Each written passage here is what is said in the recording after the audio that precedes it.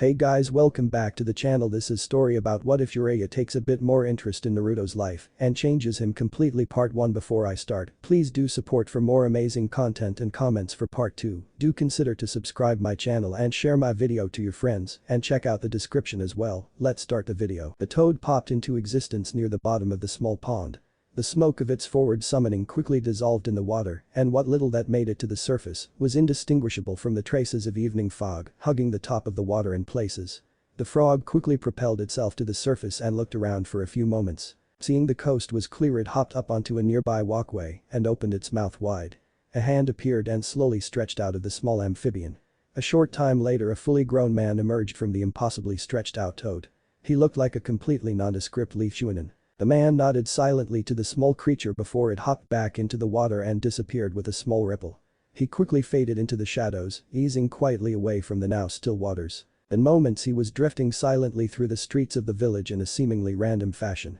It wasn't long before he was satisfied that nobody was following him, and he headed off to one building in particular. He smiled as he turned a corner and looked at a rather nondescript apartment building. It was actually one of the better-looking buildings, only 5 stories tall and very box-like in appearance, despite the 20 balconies facing the street he was on. Not even old Sarutobi knew that he was the real owner of this particular building. His official residence was elsewhere in the village, but he had arranged to have the 8 apartments on the 5th floor to never be rented out. This gave him a nice way of staying in his home village without anyone knowing he was there. He smoothly glided up the stairs and entered the 5th floor's hallway. He took note of the tells and other hidden alarms hidden throughout the hall as he headed to one door. Satisfied that it was reasonably secure, he entered one of the more center apartments. He gave a quick glance around and smiled at the sight of a small pile of papers that he quickly picked up as he wandered through the apartment. With a very soft concentration of chakra, molded in a very specific pattern, he brushed his hand across one wall. The wood shimmered for a moment before framed pictures began to appear all along the wall. He gave them all a quick glance, from the oldest one showing him as a genin with his team and Sarutobi-sensei over across the wall to a couple of Naruto. There were several of him with Minato and one of Minato and Kushina close to the 2 of Naruto. He looked over the collection sadly for a short time, lost in his memories. A few minutes later he was relaxing on the couch, papers in hand, pleased to have found all of the timers that turned on various lights and other items that made the apartments of the 5th floor seem occupied for months on end were all working fine. His hands blurred for a brief instant and the stack of small papers was reordered so that the one on the bottom was now the top of the stack. He had completely reversed the stack with that blur of motion and sorted out a couple of pictures that were included with the rest of the collection. Less than a half hour later he had unhappily finished reading through all of the reports. To anyone else alive today, each scrap of paper would look much like a mess of meaningless scribbles and smudges. To someone who had signed the frog scroll and studied the sage arts at Miyabakizan, each piece of paper was a tidbit of information. Granted, those tidbits were a bit haphazard at best with long periods of time between each report. Jiraiya let out a small sigh of frustration. Things here were not going the way he had hoped. He hadn't actually been in the village for over 2 years, and even that last time he wasn't able to stop by here and check on things. One thing was certain, old man Sarutobi was not doing what he was supposed to be doing. Jiraiya was reasonably certain that it was likely the council's fault, but that didn't make him any less angry. Screw this, I need a drink. He muttered softly as he left the apartment in disgust. In short order he was out and wandering the streets again under his shunin henge. It didn't take long before he found himself entering a nearby bar. He looked around and smiled slightly after spotting one rather distinctive patron. He glided to the bar and took the stool next to the young woman. There was no other people sitting near her, so he felt reasonably safe. She gave him a quick glance, obviously irritated, but promptly ignored him. "Mitarashi," he stated quietly, causing her to pull back and glare at him. "Do I know you?" She snarled, softly but still a snarl. "Yeah, you do. I'm looking for a favor," he replied very quietly as he looked around to the other patrons of the bar. The nondescript man bit his thumb and his hands blurred while he focused a tiny bit of chakra. "Kuchius no jutsu," he whispered as he placed his hand on the bar. Anko quivered as she fought the urge to leap from her seat. Although she kept her seat, she did grasp a few kunai in her right hand while her left palmed an explosive tag that was hidden in her sleeve. Her uneasiness vanished as she spotted what looked to her to be a small frog that appeared on the counter for a brief moment before the man cancelled the summons and it disappeared as fast as it had appeared. "Lord Jai," Anko started to say as her eyes widened. "SHH. Jiraiya hissed. "Nobody knows I'm here in the village and it's going to stay that way," he continued in a whisper. "You have got to fucking be kidding me. You just summoned a damn frog on top of the bar and you want to keep a low profile.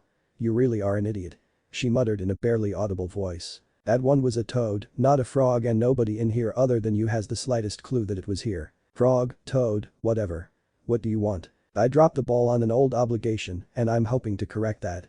The old man was supposed to be taking care of something that was my responsibility and I don't think he's been doing a proper job of it. What does any of that have to do with me? She scowled at him. Nothing really, other than the fact that you owe me one and I know you can keep your mouth shut when it comes to important things. Anko's hand drifted towards her shoulder for a moment. The damn pervert was right. He was one of the few people who had done a lot of work to help contain the foul seal her own former sensei had branded her with. If you try to get my clothes off, I swear I'm going to cut your fucking balls off. Anko muttered. As attractive as you are, this is serious. Jiraiya glared at Anko in such a way that even through his hinge, she could tell something had really angered the old toad hermit.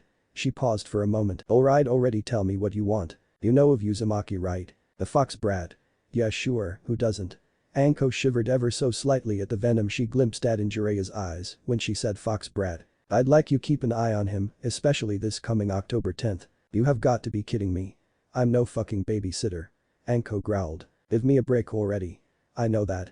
I'm not asking you to take care of him or anything substantial. You don't even have to let him know you're there. In fact, I would prefer that people might notice if he suddenly found any sort of unofficial protector. Just check on him a bit from time to time. Except for October 10th. I'd like you to shadow him that day and make sure nothing happens to him. I'll even set up a bogus C-rank mission at the office requesting you on that day. I'll come up with some meaningless drivel and toss in a nice bonus as well.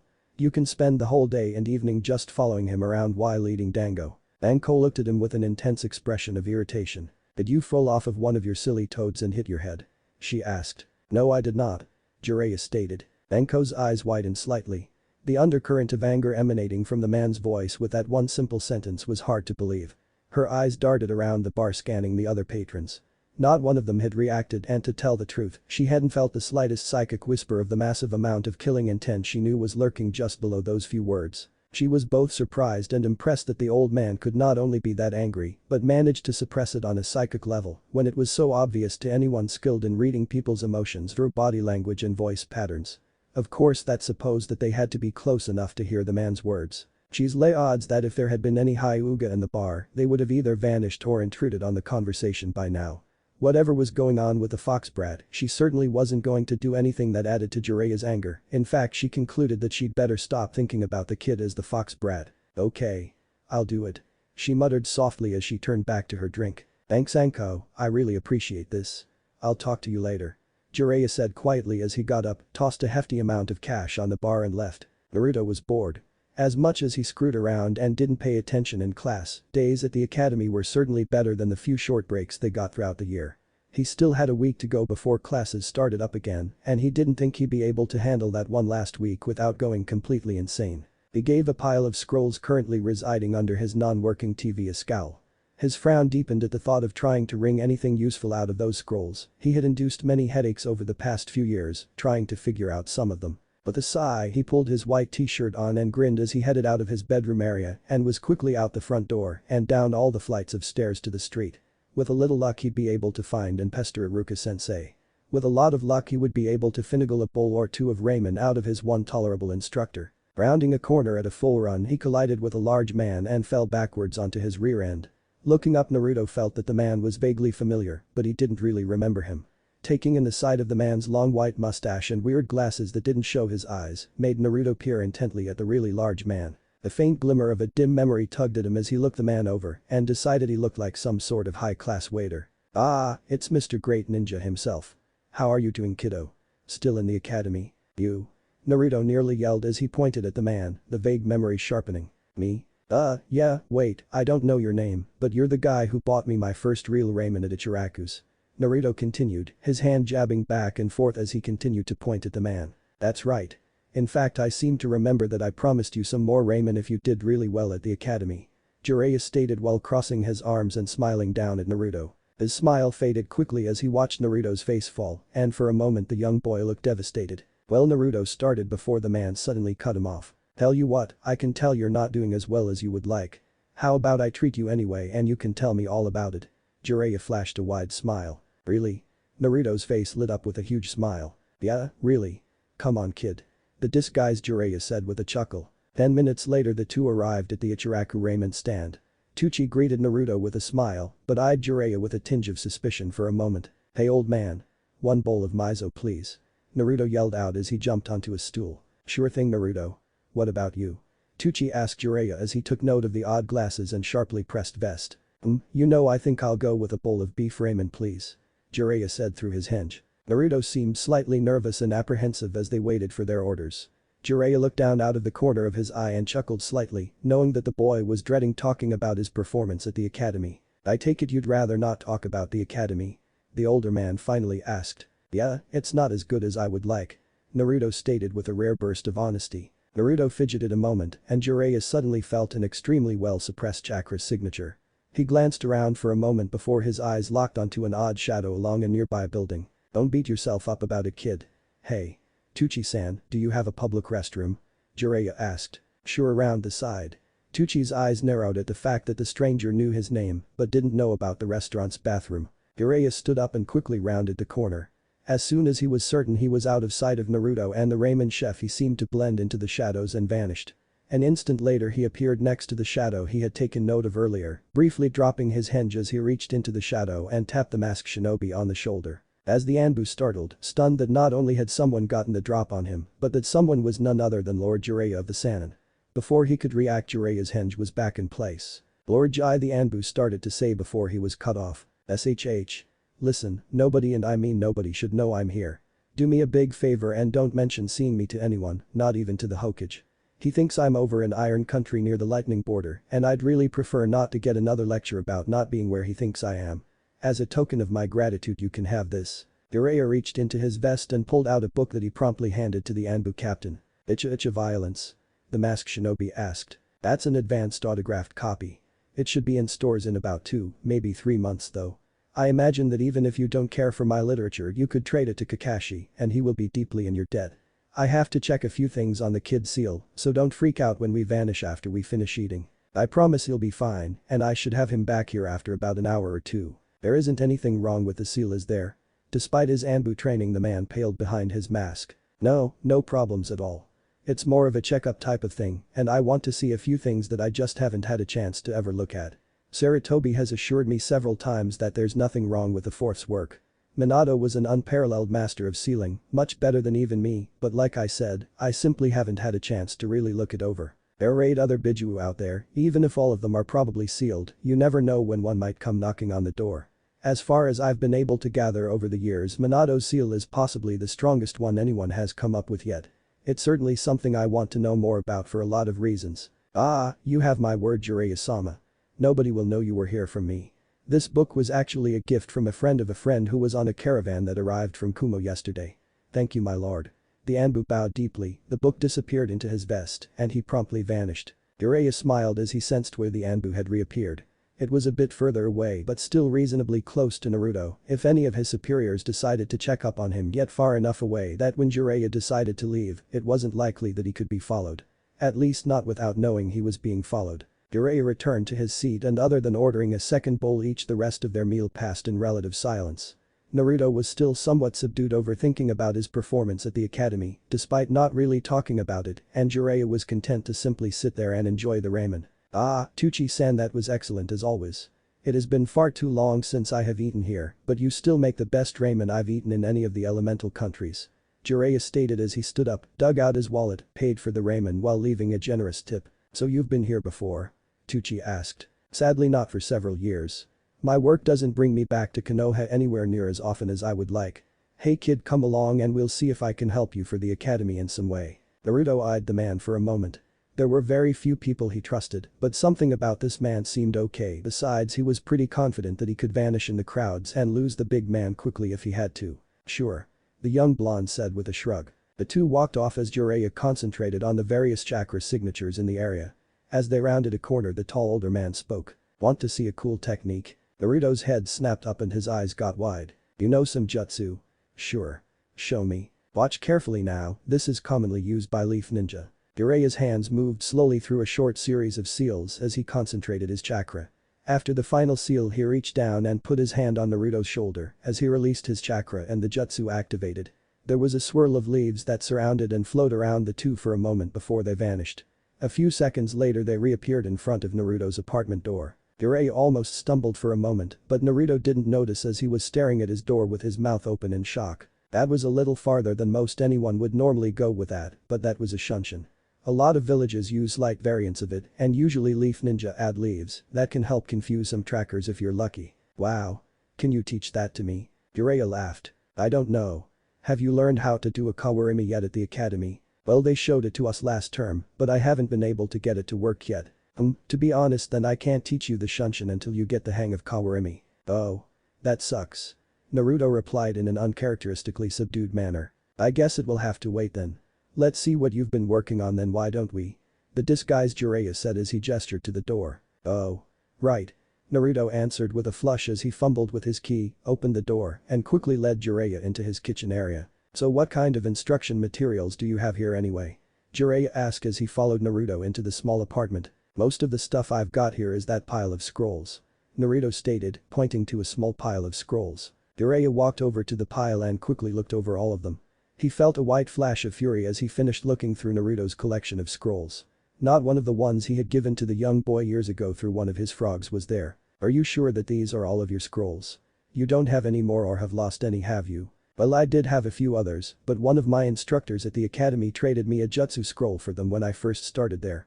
Here, hold on, I'll get it.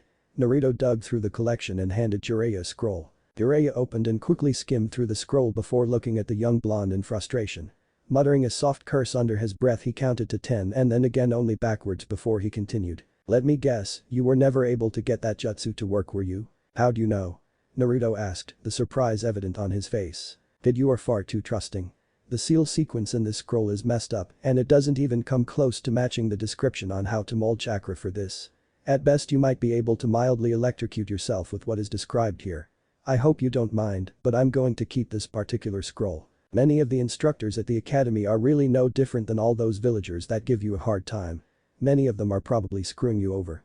Remember, they are ninja, they make their living deceiving people. Jiraiya said softly as he pocketed the scroll. What do you mean? Listen to this very closely, Naruto. Your instructors are shinobi, they lie and trick people for a living. It's the very definition of ninja. Most of them dislike you, don't they? Yeah, I guess. Naruto said as he looked down. Don't let it get to you. Most of the ones that don't like you are stupid, never forget that. Just keep in mind that you should be very careful trusting any of your instructors. Whoever it was that traded those scrolls definitely screwed you, and that one especially you should never trust whoever it was. So you're saying I can't trust anyone? Oh man, kid. Jiraiya paused. No, I'm not saying that. What I'm trying to say is that you have to be careful. That guy at the raiment stand and his daughter, they seem very trustworthy. The Hokage is pretty trustworthy for you, although I think he should be doing a better job with your academy issues. I'm sure that there are others. Hey. Wait a second. You have to check one more scroll for me.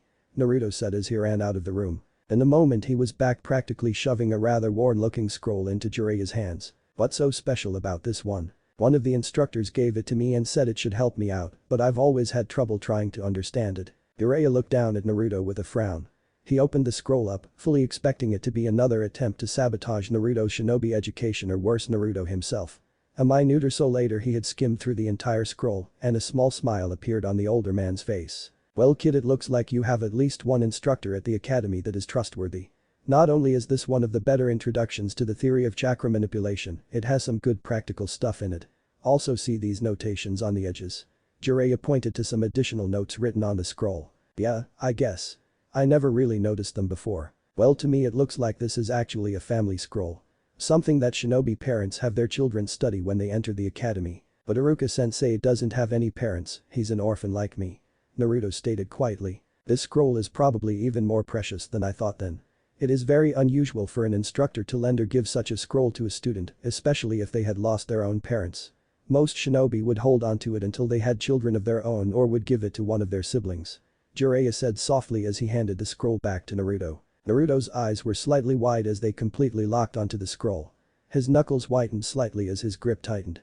Without completely realizing it, Jiraiya just raised Naruto's opinion of the scroll, which had induced a large number of headaches for the boy. The small roll of paper just became one of his most precious possessions. Tell you what kid, you really want to learn Shunshin, right? If you learn the knowledge contained in that scroll and learn the kawarimi, then picking up Shunshin should be a piece of cake. I'll make a deal with you, in fact you could even consider it a shinobi mission. Can you promise that you will learn everything in the scroll that your Iruka-sensei gave you? Yeah. I'll do whatever it takes to master this scroll now that I know how important it is. Naruto said with barely contained enthusiasm. Well, keep that promise, and I don't see any problem with giving you this. Jiraiya smiled as he reached into his vest, pulled out a small scroll, and handed it to Naruto. What's this? Open it up and check it out yourself. Naruto peeled open the beginning of the scroll, and a smile appeared as he read the title and description that detailed the Shunshin Jutsu. Thank you. Naruto exclaimed as he lunged forward and hugged Jiraiya. Hey, enough of that. Just remember to learn that scroll your sensei gave you, it covers a lot of the basics. Those basics may seem boring and dull, especially to someone your age, but more often than not a shinobi with a solid grounding in the basics can often beat out a shinobi with a flashy super jutsu if their basics aren't solid. If you really have trouble with that scroll your Iruka sensei gave you, then you should ask him about it after classes. I'm sure he'd be more than willing to help you out with it. I believe you've got about a week until classes start up again. So you should take that scroll out at least once every day and simply read through the whole thing. Don't worry too much about understanding it, just make sure you read the whole thing each day. After a few days I want you to copy down everything in it that you don't understand on a separate scroll and bring that scroll to Iruka. Listen, I know I promised to master the scroll Iruka sensei gave me and I will, no matter what, but are you sure about that? I mean, I've read that thing a few times and some of it just doesn't make sense to me. It is something that will help build your foundation. Foundation? Naruto asked, causing Jiraiya to sigh. Yeah, like a house. When you build a house, the most important part is the foundation because that supports everything else. Without a good solid foundation it'll just collapse once it's hit with any stress. The same applies to ninja, without a good solid foundation, as soon as a ninja runs into a competent opponent they usually lose and lose badly. If you want to be a really great ninja you need a really great foundation. That scroll your Iruka sensei gave you can give you the beginnings of that foundation. Remember, this is going to be your first mission as a shinobi, learn that scroll, learn Kawarimi, and then learn Shunshin. It's very important that you do it in that order though. We'll meet again and I'm sure if you accomplish this mission you will certainly be on the path to becoming that great ninja you were telling me about. I'm going to be better than great, I'm going to be Hokage. Naruto practically shouted. That's a challenging goal, and it means you're going to need an even better foundation. You have some of the tools you need now and you know someone that you can trust. Someone who can help you get more tools and help you build your skills. I wish I could stick around and help you some more, but I think you have enough to keep you busy for the time being. I'll try to stop by Konoha a little sooner next time, but I really have to go now. Jiraiya smiled. Really, you can't stay even a little longer? Sorry kid, I've stuck around a little too long as it is. Naruto rushed forward again and wrapped his arms around Jiraiya's waist. Thank you. Naruto whispered. Hey, none of that now. It's the least I could do to help the future Hokage, right? Jiraiya stated softly as he ruffled the youngster's hair, disengaged from the hug, gave one last smile before his hands flashed through a few signs, and he vanished in a swirl of leaves. Jiraiya returned to his secret apartment. He pulled out the scroll he had taken from Naruto and put it off to the side. In a few moments he had a large box of scrolls out and was rummaging through it. It only took him a minute or so to find the exact scroll he was looking for. Holding it up he smiled. This will be a nice touch. He thought as he wrote out a quick note and with a bit of blood-enhanced seals, summoned a toad. Yo Jiraiya. The bright orange toad with blue spots stated as it raised its front flipper. I need you to make a quiet delivery for me. You know that Chunin no Iruka, right? Sure, the kid with the scar across his nose that teaches at the academy, right? Yep, that's him. I want you to make sure he gets these scrolls and this note, don't let anyone else know you gave it to him. You got it? The toad stated with a salute before taking the scrolls and note to promptly vanish in a puff of smoke. Jiraiya sighed as he looked around his apartment. I gotta get out of here before I do anything else and the old man catches me. He said out loud with a frown. In a few minutes everything that made it his apartment was hidden by the seals he had deactivated when he first arrived and all of the equipment to make the place seem lived in was checked and reset. With a final sigh he left the apartment, returning to the street wearing his Chunin disguise and vanished in a Shunshin. Before much longer he was out of the village and quite close to one of its borders. For the first time after leaving Konoha in many years he had on a small smile. The next morning Iruka walked into his kitchen half awake. His eyes popped open in surprise when he saw the bright orange toad sitting in the middle of his kitchen table. Yo Iruka. The toad called out. Excuse me. Confidential delivery. The toad replied as it handed the two scrolls and note to Iruka. As Iruka took it warily the toad smiled and with a wave vanished in a burst of smoke. The look of surprise shifted over to mild confusion as he read the short note. The confusion gave way to a soft anger that flared greatly as he opened the scroll with the sabotage jutsu that had been given to Naruto. He gave the other scroll a glance and immediately recognized it to be a new copy of the old scroll on basics that he had given Naruto about a year earlier. There could only be one person responsible for the toad. Iruka was puzzled by the plea for secrecy in the note that accompanied the request to help Naruto with his old family scroll. Something about Naruto's situation was even stranger than Iruka imagined. It wasn't hard to miss that the annoying little prankster that he felt a kinship with was watched over by the third Hokage. Apparently Lord Jiraiya also had an interest in the boy. The young teacher realized that the coming year was going to be a bit more interesting than he would have imagined not 10 minutes ago. Looking at the replacement scroll given to him, he thought that a bit more could easily be an understatement. Jiraiya stared into the flames of the very small and well-shielded fire he had going deep in the woods near the northeastern border of Fire Country. He was very unhappy with what little he had learned about his godson situation. This was not how things were supposed to be.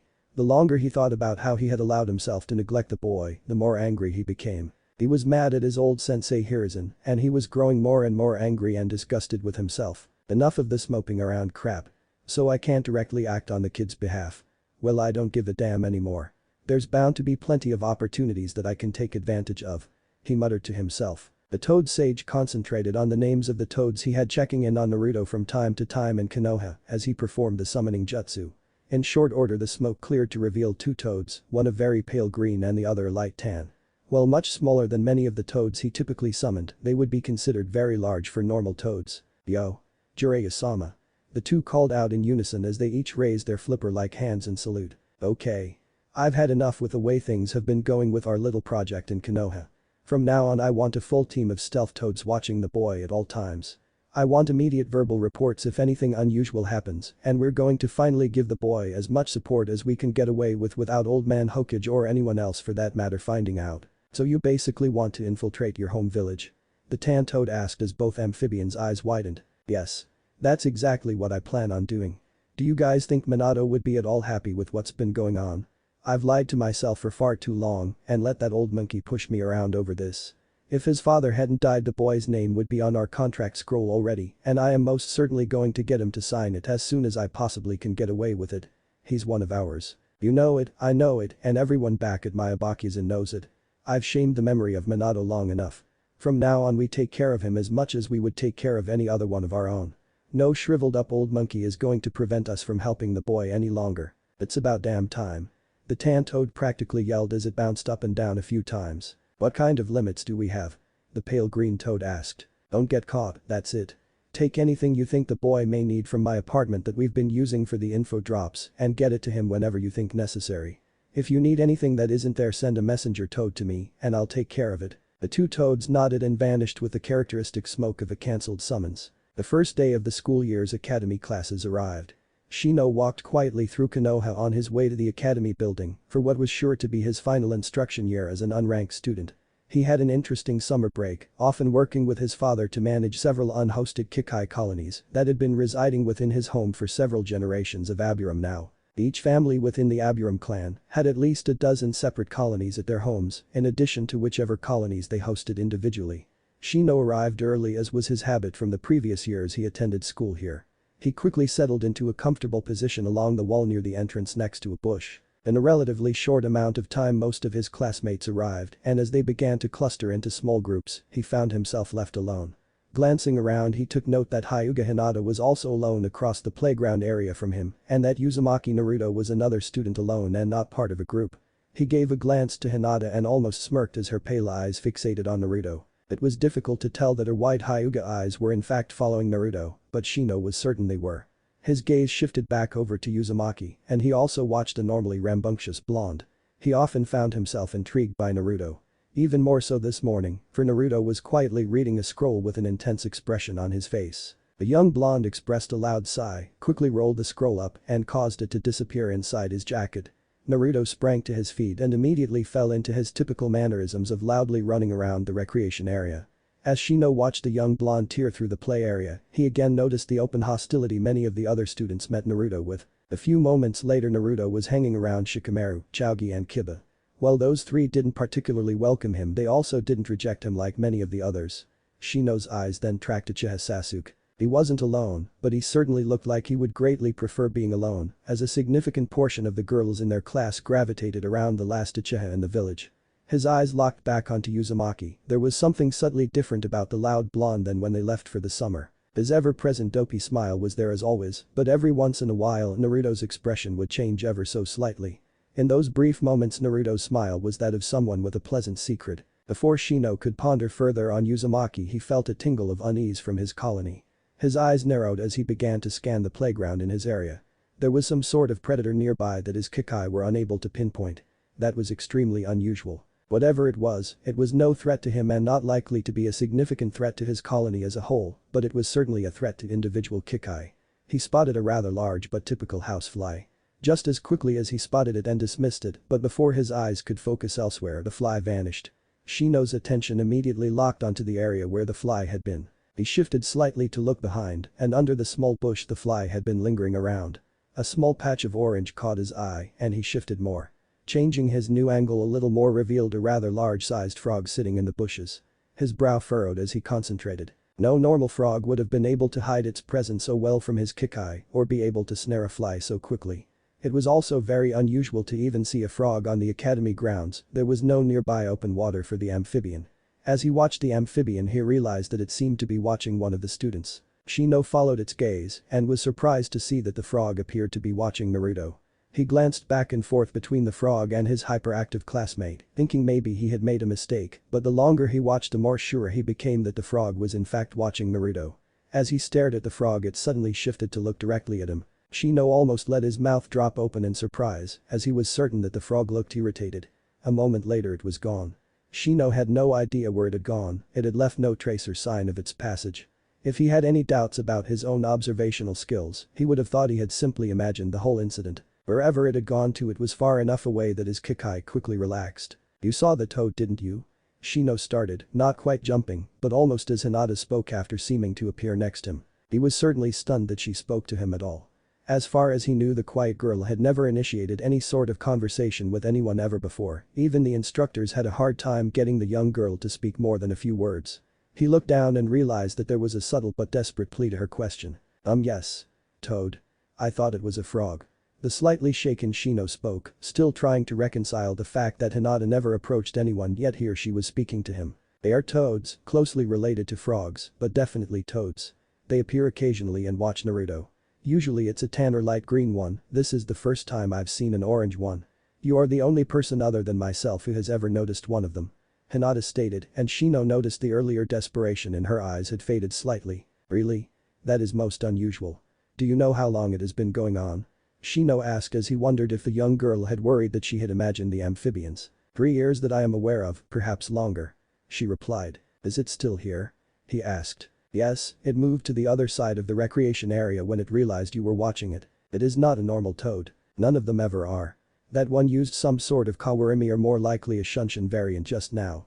I have noticed that they have advanced chakra circulatory systems, and I have seen them using Aa Jutsu on 2 other occasions.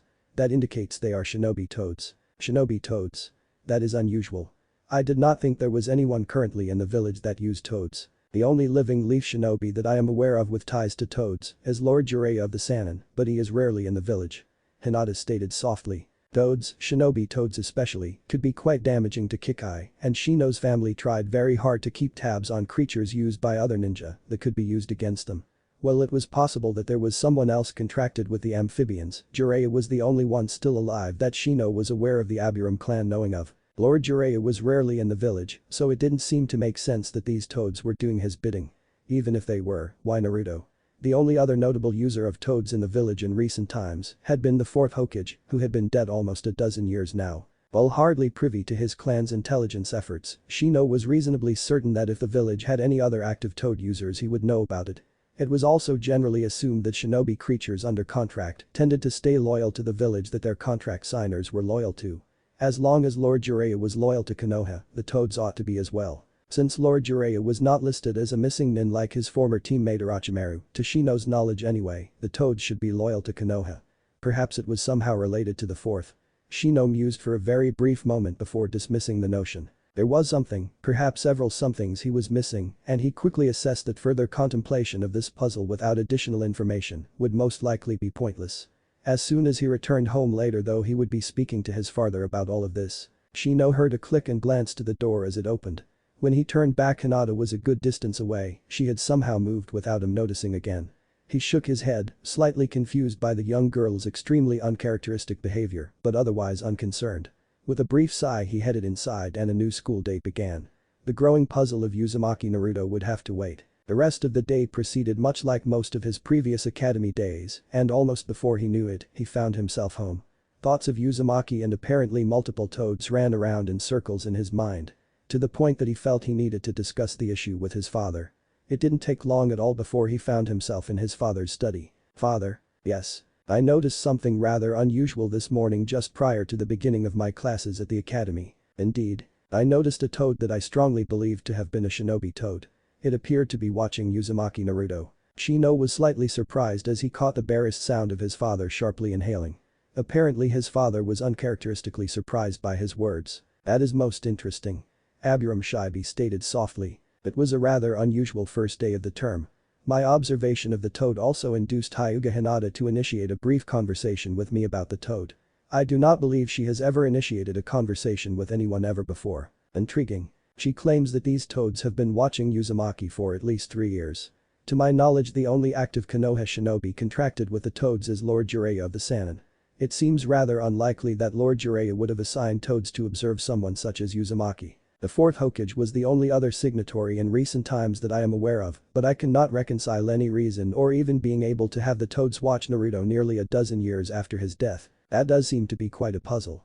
The older Aburam answered in an unusually quiet voice. Shino nearly started at the subtle change in his father's speech pattern. "It seems that the issue is further complicated than I imagined.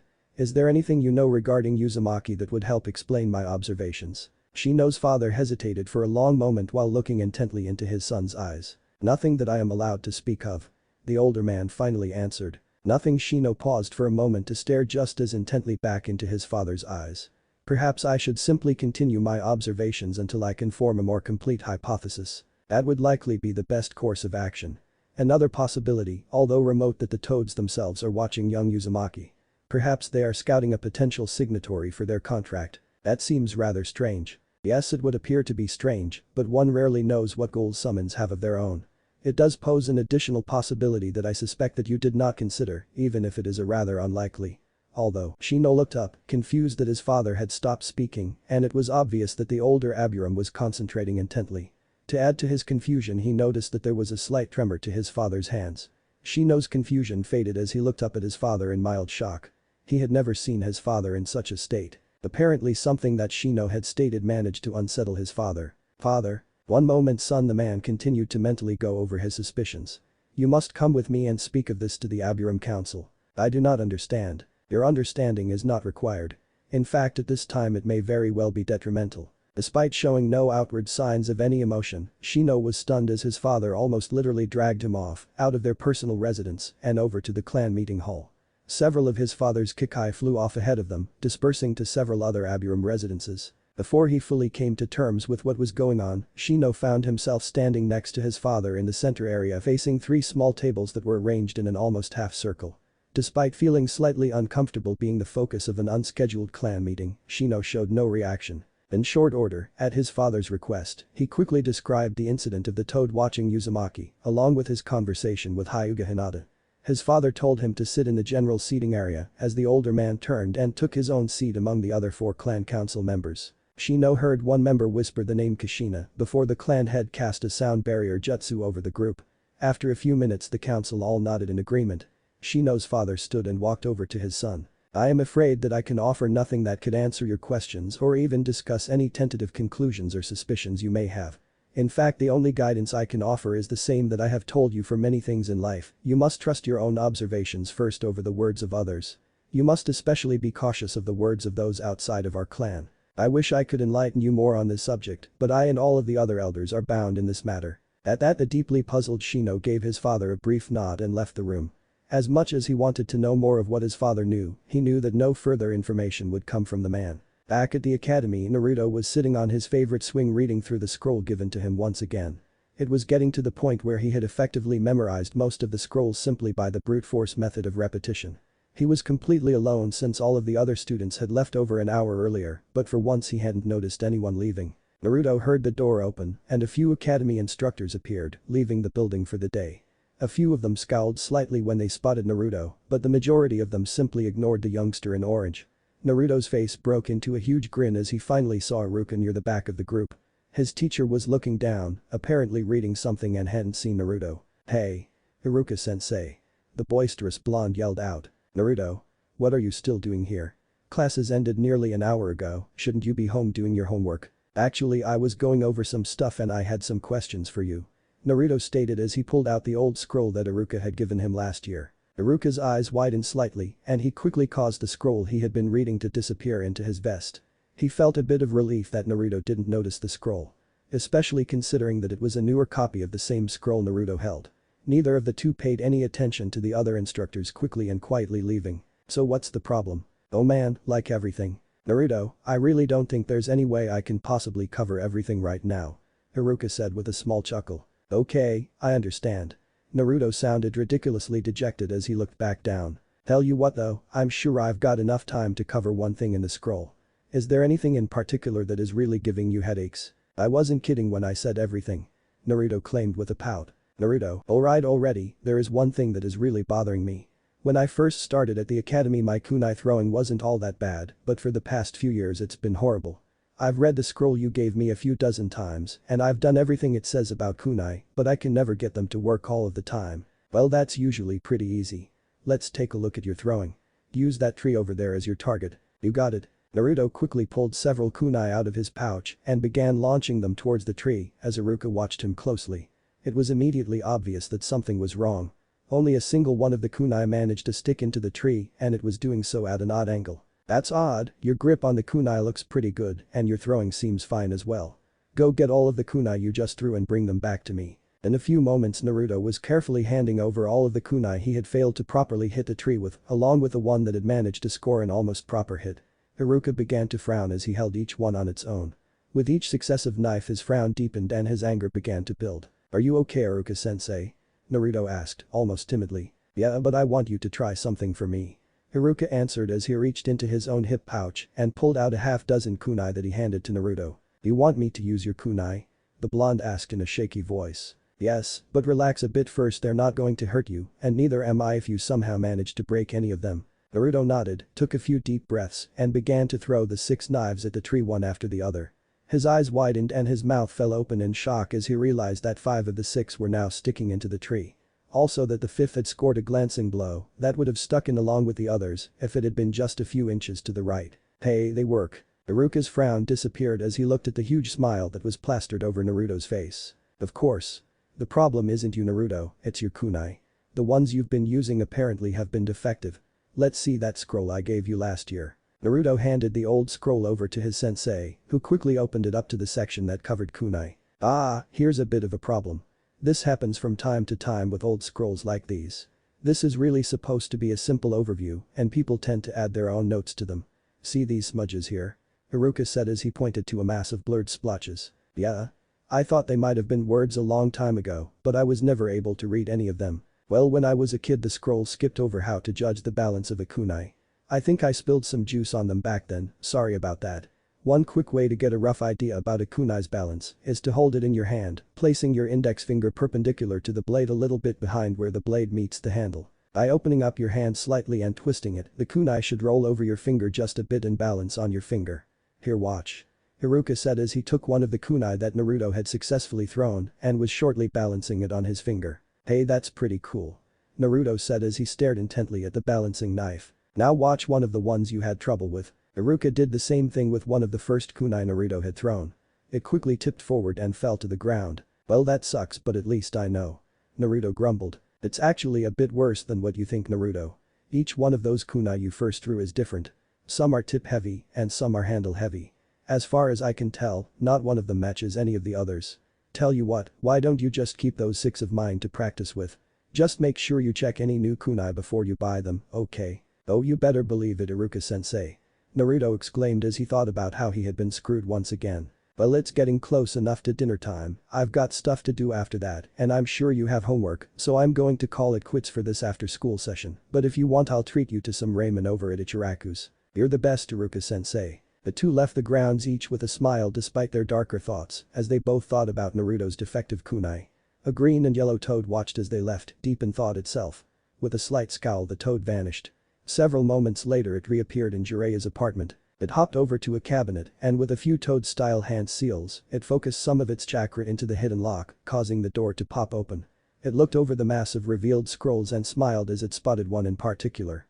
Yes, that one would be perfect, the green and yellow toad called out to one of its brethren as it pulled out the scroll and then a second scroll as well. One more item and the first of their deliveries in years would be ready. Naruto entered his apartment with a small smile.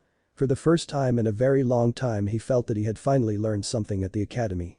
Granted he had to properly learn about kunai from Iruka-sensei after hours, but still, it was an improvement. Having Iruka treat him to a couple of bowls of ramen at Ichiraku's afterward certainly helped his good mood as well. Despite the warm feeling of those 2 bowls of noodles in his stomach, he decided to heat up a cup of instant noodles to top off. As he turned on his hot plate and placed a teapot full of water on it, he heard a soft thud behind him. Spinning around he saw that an orange frog with blue markings was sitting on his table. Naruto had the oddest feeling that the frog was somehow laughing at him. "You're that frog from years ago." Naruto cried out, causing the amphibian to frown and roll its eyes. Naruto's mouth fell open as the frog knocked over a small bottle of soy sauce that had been left on the table and began moving its flipper around in the spilled liquid. In a few moments' time to Naruto's stunned amazement, the amphibian had wrote Toad not frog in the dark fluid. "Oh. Sorry about that, Mr. Toad," Naruto said as the toad rolled its eyes again. Naruto stared at the toad as it began to swell, much like it had years ago. In short order there was a new standard issue hip pouch and 2 scrolls on the table, off to the side of the spilled soy sauce. The toad smiled at Naruto, gave the boy a sort of salute and promptly disappeared into a poof of smoke. Naruto was certain that whatever was going on with the toads was still meant to be a secret. He broke into a huge grin as he opened up the pouch to discover it completely full of kunai. There had to be at least 2 maybe 3 dozen of the knives tightly packed together. Naruto's grin somehow managed to get slightly larger as he pulled out a couple and checked their balance. Each of these new kunai was perfectly balanced as far as he could tell. Despite knowing that he shouldn't, he couldn't resist and let the kunai he was holding fly across the room. With a thunk and a slight ringing sound the knife was easily buried into the wall next to his door. Naruto looked at the 2 scrolls but decided to clean up the spilled soy sauce first. Once done he picked them up, puzzled that each was labeled kunai. One thing that really caught his eye though was one of the 2 had a white spiral that matched the one on the shoulder of his jacket. He peeled that one open and discovered the strangest writing on the inside that first went around in a circle with a symbol for kunai in the center of the massive writing. Unrolling the scroll further revealed long columns of odd writing that other than the occasional symbol didn't really match what he knew. His eyes widened slightly as he realized what these 2 scrolls must be and he put the one he had been looking at back onto the table. Pulling out the scroll Iruka had given him he unrolled it to the point where it gave a brief description of common seals. He was very familiar with the explosive tags described, even more so than what the scroll itself explained. The next paragraph though was about storage seals. Naruto's smile reappeared in full force. He concentrated some chakra into his hand and placed it onto the kunai symbol in the circular mass of writing. There was a poof of smoke and he felt his hand pressed up slightly. As the smoke cleared he saw that there was a rather large mass of kunai stacked neatly together now sitting on top of the scroll. Closer examination showed that they were actually bound together with some ninja wire in an alternating fashion. A rough count later and he was certain that there were at least 100 of the throwing knives now sitting on his table. There was one single one though not bound up with the others.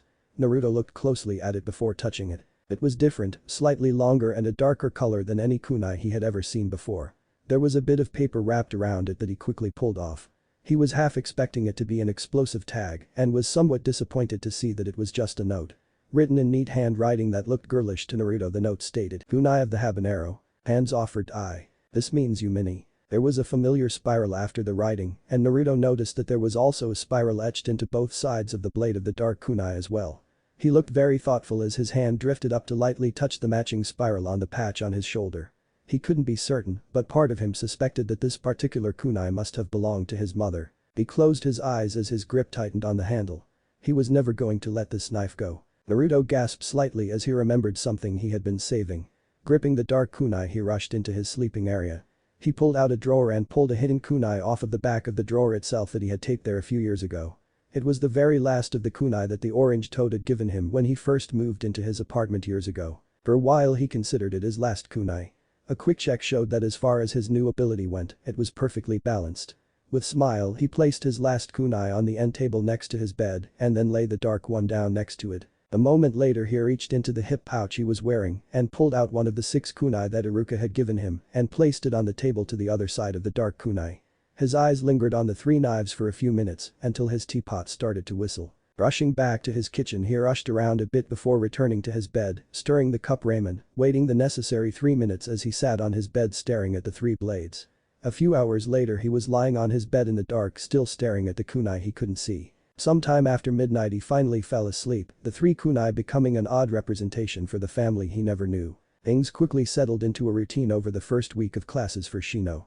The mornings before class started almost always matched that first one, only with no further toad sightings and no additional conversation with Hinata. He had hoped to spot more of the amphibians. He had even gotten into the habit of leaving several kikai on a constant search pattern around all of the other students. Shino was left too often being mildly amused at many of his classmates' antics. He was beginning to find Sasuke's fangirl headaches nearly as entertaining as Naruto's antics. In addition to observing all of them each morning he began to watch them all during lunch while he reviewed the morning lessons. He often wondered just how many of them were truly suited for the life of a shinobi that they all supposedly aspired to. His current assessment of his classmates did not assign a high number for those he thought might become successful shinobi. Shino watched quietly as the rest of his classmates practically erupted out of the doors of the academy down the hall from him. He was once again puzzled by this behavior, since the majority of the students were more than a little loud when classes were dismissed for the day. His thoughts on his fellow students were becoming somewhat repetitive. He frowned. After all, were they not training to become ninja, masters of stealth? His father told him that their behavior should change as they got closer to their graduation to become genin. Otherwise they would likely not survive long in their chosen career. That would take place in less than a year's time, and again Shino was struck by the thoughts that not many of his fellow students would succeed, judging by his observations so far. The hall became silent as the door closed behind the last of the students in front of him, but Shino could sense another student behind him. Turning slightly to confirm what he was already sure of, he glanced at Hyuga Hinata as she quietly walked down the same passage. Despite their short and odd conversation that first day she had completely returned to her quiet withdrawn self. She was perhaps the only student at the academy even quieter than himself. He nodded to the young girl and she nodded in return, but no words passed between them. It would be unseemly for him to approach her, and despite that one time she had approached him she was normally far too shy to approach anyone on her own initiative. Besides he had received enough negative reactions over the years from the mere fact that he was a member of the Aburam family that he also never really approached anyone.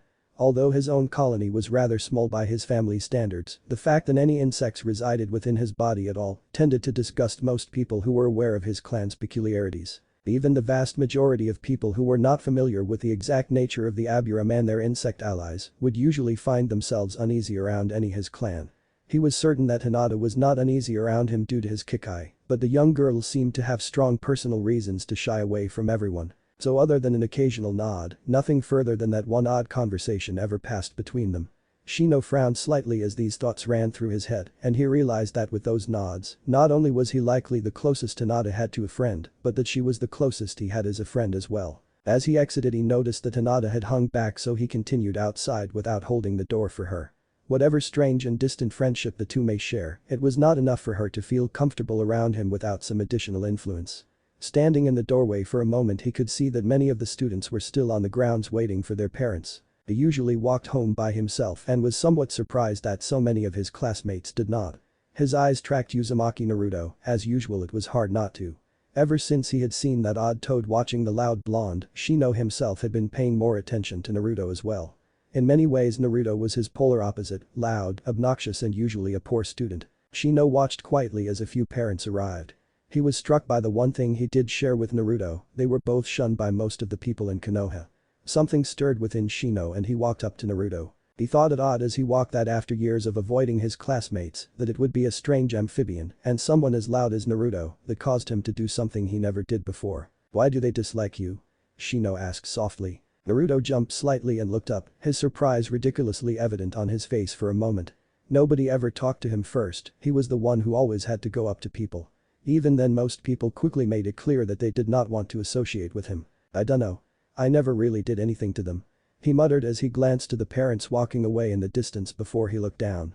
The obvious but fleeting pain that appeared on the blonde's face surprising Shino once again. "I do not believe it is because of your pranks. The disdain the adults express towards you is far greater than such behavior would seem to warrant. Yeah, I had these problems way before I started pulling pranks anyway." We have similar problems it seems. What do you mean? Few people care to associate with myself or members of my clan. Really? Why? Naruto looked up, his eyes growing wide. You do not know? No idea. It is because of the Kakachu those in my clan host. What are Kakachu? The Keichu, or simply Kikai, also commonly known as destruction beetles, enjoy a symbiotic relationship with members of the Aburam clan. At birth we are each entrusted to host a colony of Kikai. In fact, many of the older members of my clan host more than one colony. Shino stated as Naruto looked confused. What? Naruto asked through squinted eyes. We always have bugs with us.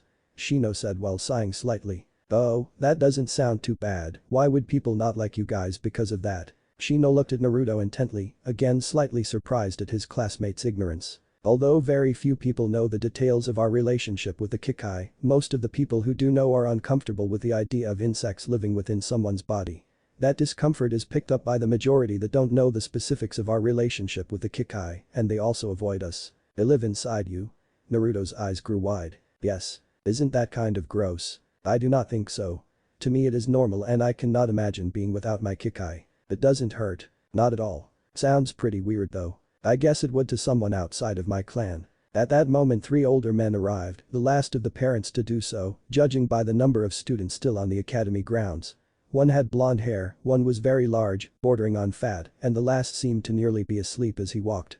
The blonde and the large man were berating the third, apparently over making them late. As they reached the steps to the academy grounds, Ino, Choji and Shikamaru ran up to them, while Shikamaru actually strolled over slowly. Each of the 3 men gave both Shino and Naruto uneasy glances, although the look they gave Naruto was subtly different than the look they gave Shino. Naruto didn't notice, but Shino immediately recognized the barest trace of fear in each of their eyes when they looked at Naruto. There is something about you that they fear. Shino stated quietly as the group headed off and drifted out of earshot. What? Naruto exclaimed. I saw it quite clearly, Naruto. I may not be the equal of a Hyuga, but I am certain I saw a brief flicker of fear in each of them when they looked at you. You gotta be imagining it. None of the ninja in Konoha are afraid of me, that's for sure. Maybe it is not you, maybe you remind them of something. Do you know anything at all about your parents? No, I really don't know anything about them. Naruto answered in a quiet voice. I would imagine that if it were something your parents had done you would know. Also, my Kikai are uneasy around you at times. Bugs get uneasy. Basically. At least sometimes around you they do. That seems pretty weird. Indeed it is. You know, I think you're pretty weird too. Naruto said with a smirk. So says the boy wearing orange trying to be a ninja. Hey, I like orange. That may be, but it is a poor choice for a shinobi. Shino glanced at his watch. I must leave. You have a good evening, Uzumaki. Shino gave one last glance to Naruto before he turned and walked away. Shiro, you too. Naruto said with a grin. Although Naruto never noticed as he wandered out of the academy area heading to his apartment, there was one last student that had watched the whole exchange. Shino smiled slightly to himself as he walked away and saw Hinata standing inconspicuously in the academy doorway. Hinata's eyes were slightly wide as she processed what little she had heard of their conversation. Shino, the quietest boy in their class, had approached Naruto, the loudest, and started a conversation with him. Hinata felt a small flash of jealousy that even the quiet Shino could approach Naruto when she could not. Neither boy nor Hinata noticed a small dark brown toad that had watched the entire conversation. The small toad looked over to a bush near the gate to the academy grounds, nodded and ran its flippers through a few signals. A soft faded yellow toad that was hiding in the bush nodded itself in reply and quietly began to follow Shino. From that day on, Naruto began sitting next to Shino in the classes they shared. Although he still spent most of his class time staring wistfully at Sakura or glaring at Sasuke. Both activities greatly increased Shino's hidden amusement. Naruto and Shino also quickly got into the habit of eating together at lunch nearly every day. All of the other students generally avoided them both, so it worked out rather well. Although there were times that Naruto would hang out with Shikamaru, Choji and Kiba, he would invariably drift back to Shino. Even though he was often telling his quiet friend outrageously exaggerated tales of his exploits with the other boys, Naruto found himself spending less time with the other 3 class troublemakers. Each day he found himself drawn more and more to his quiet friend. In fact, he was beginning to honestly consider Shino a real friend, which was something that none of the others had attained. He got in trouble with Shikamaru, Choji and Kiba. He looked to Sasuke as a rival, and even though he couldn't describe it in words, he felt that the Uchiha was a kindred spirit in many ways. Shino though was different.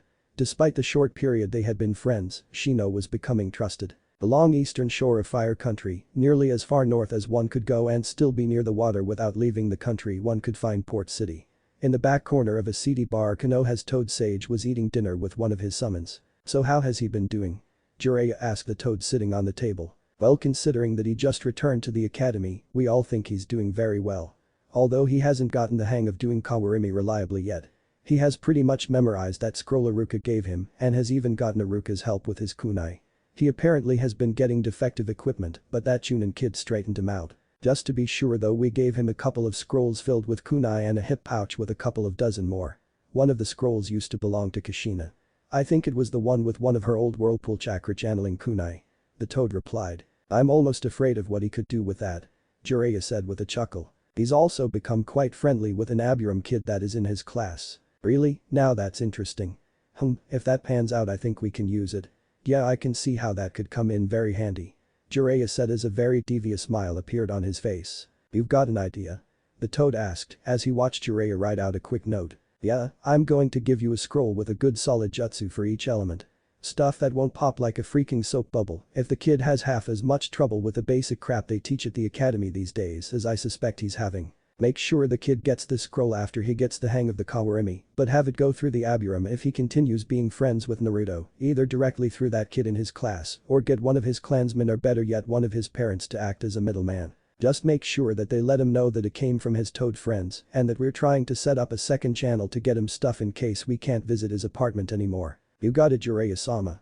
The toad gave him a salute and promptly vanished in a puff of smoke. You're too loud. Shino stated in his apparently subdued manner one day.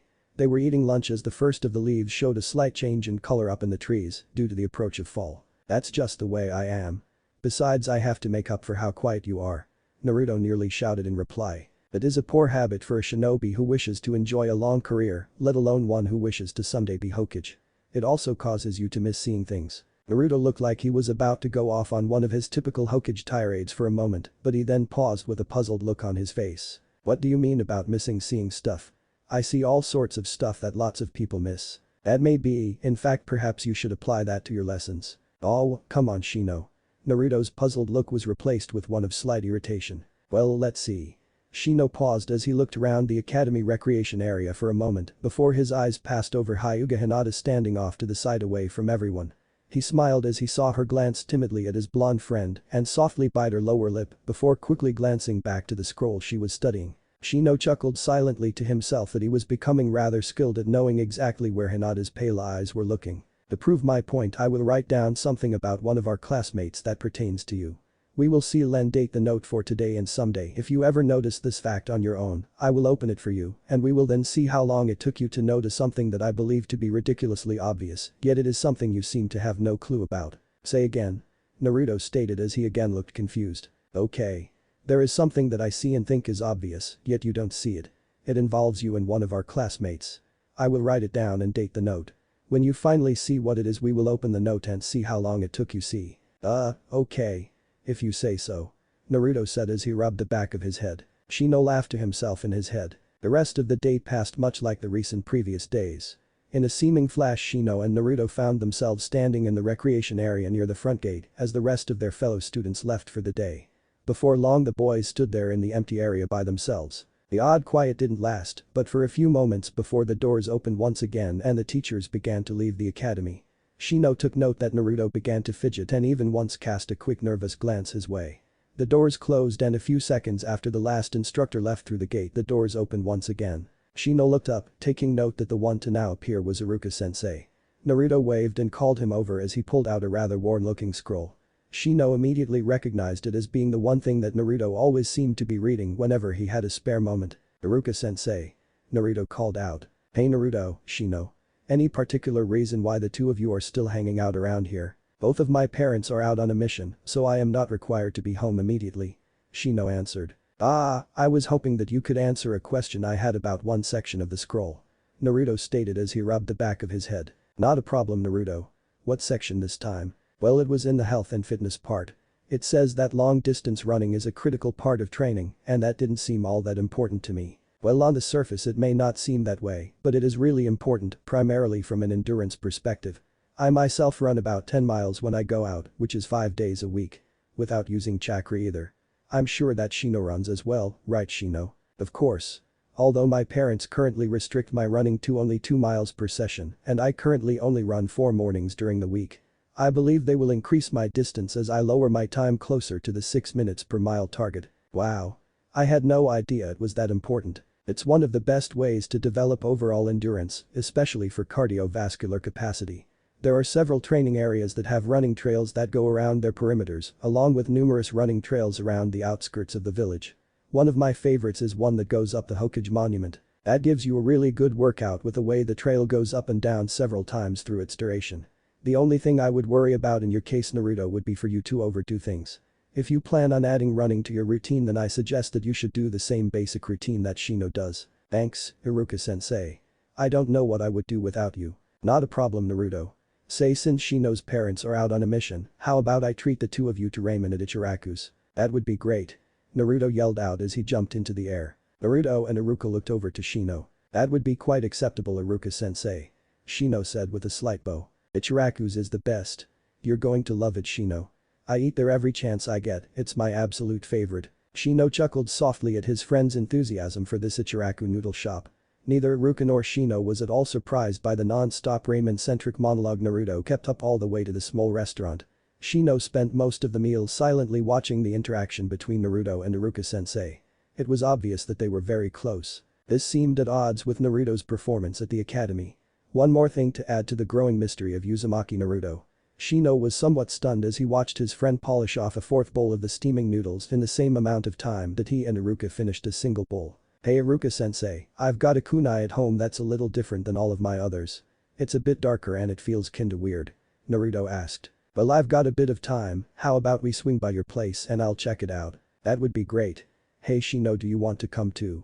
I also have some unallocated time and would like to join you. Iruka paid Tucci for the 6 bowls of ramen, gaining a smile from the older man, and the three of them set off into the village. Before long they were inside Naruto's kitchen area, Iruka and Shino standing around the table as Naruto disappeared into his sleeping area for a moment before reappearing, with not only the spiral-etched dark kunai, but his 2 other special knives. Naruto carefully handed the dark kunai to his teacher, who looked at it with a slightly puzzled expression. Looks like a whirlpool chakra kunai. These are pretty rare these days and quite valuable. Where'd you come across something like this? It was a gift from a friend. I think this one used to belong to my mother. Naruto answered quietly. What about those two? Iruka asked, deciding not to press Naruto on exactly how he acquired the dark kunai, and he most certainly did not want to be talking to the boy about his mother. This one is one of the ones you gave me the other week, and this one was given to me a few years ago by the same, guy that gave me the dark one. Naruto answered with a slight hesitation. Well, the one I gave you is just a standard issue kunai, nothing special about it. Let's see that other one that you got a few years ago. Naruto's hesitation vanished as he handed over his oldest kunai. Iruka looked slightly puzzled as he held it. Is there something wrong with it? Naruto asked. No, not really. Don't worry, there's nothing wrong with it. This isn't a standard issue kunai though. It's slightly heavier, and see how the color is slightly different than the one I gave you? This one is made out of a much better quality of steel alloy. Looks like a high-end type of stainless steel. It's got perfect balance, and it will hold not only a sharper edge than a standard kunai, but it will hold that edge for a longer time through more abuse. Most ninja won't spend the extra money for these kind of kunai because we tend to lose a lot of kunai between training and missions. Looks like you've got a pretty good friend there for them to give you a kunai like this. I thought so. Naruto said quietly. Listen, I hate to cut this short, but I've got some class stuff to take care of for tomorrow. You two have a good night and don't stay up too late. Their instructor said as he let himself out of the small apartment. That seemed a little odd. Shino stated a few moments after Iruka left. What's that? Naruto asked. Iruka-sensei seemed to suddenly become slightly nervous and then abruptly excused himself. You know, I thought he left a little quickly there myself. I believe it was when you stated your belief that your chakra kunai was once your mother's that originally disturbed him.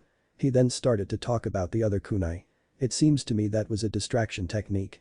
There is something I could attempt that might tell you for certain whether or not that kunai did indeed once belong to one of your parents. Wait, you can tell if this was my mom's? Really? I doubt I can differentiate between your mother's chakra or your father's, but since that is a chakra kunai, it is likely that whoever it belonged to may have left something of an impression of their chakra within the metal itself. My Kikai may be able to tell if that chakra impression has any resonance with your own. Provided that the impression is there, of course. I'm not sure I understand. Children tend to have chakra that resonates with their parents' chakra on some levels. With a weapon such as this, my Kikai may be able to see if your chakra matches. Okay. If you say so. What do I have to do? Well, first off, have you channeled any of your chakra into this kunai? You can channel chakra into a kunai. I'll take that as a no. You can theoretically channel chakra into just about anything, but some materials are far easier than others. May I see the kunai? Sure. Naruto answered as he handed the dark kunai over to his friend. Shino stared at the blade and mentally commanded some of his kikai. A few of the beetles appeared from his sleeve and hovered very close to the blade of the kunai in Shino's hand. After a few minutes they flew over to Naruto and flew slowly around him for several minutes.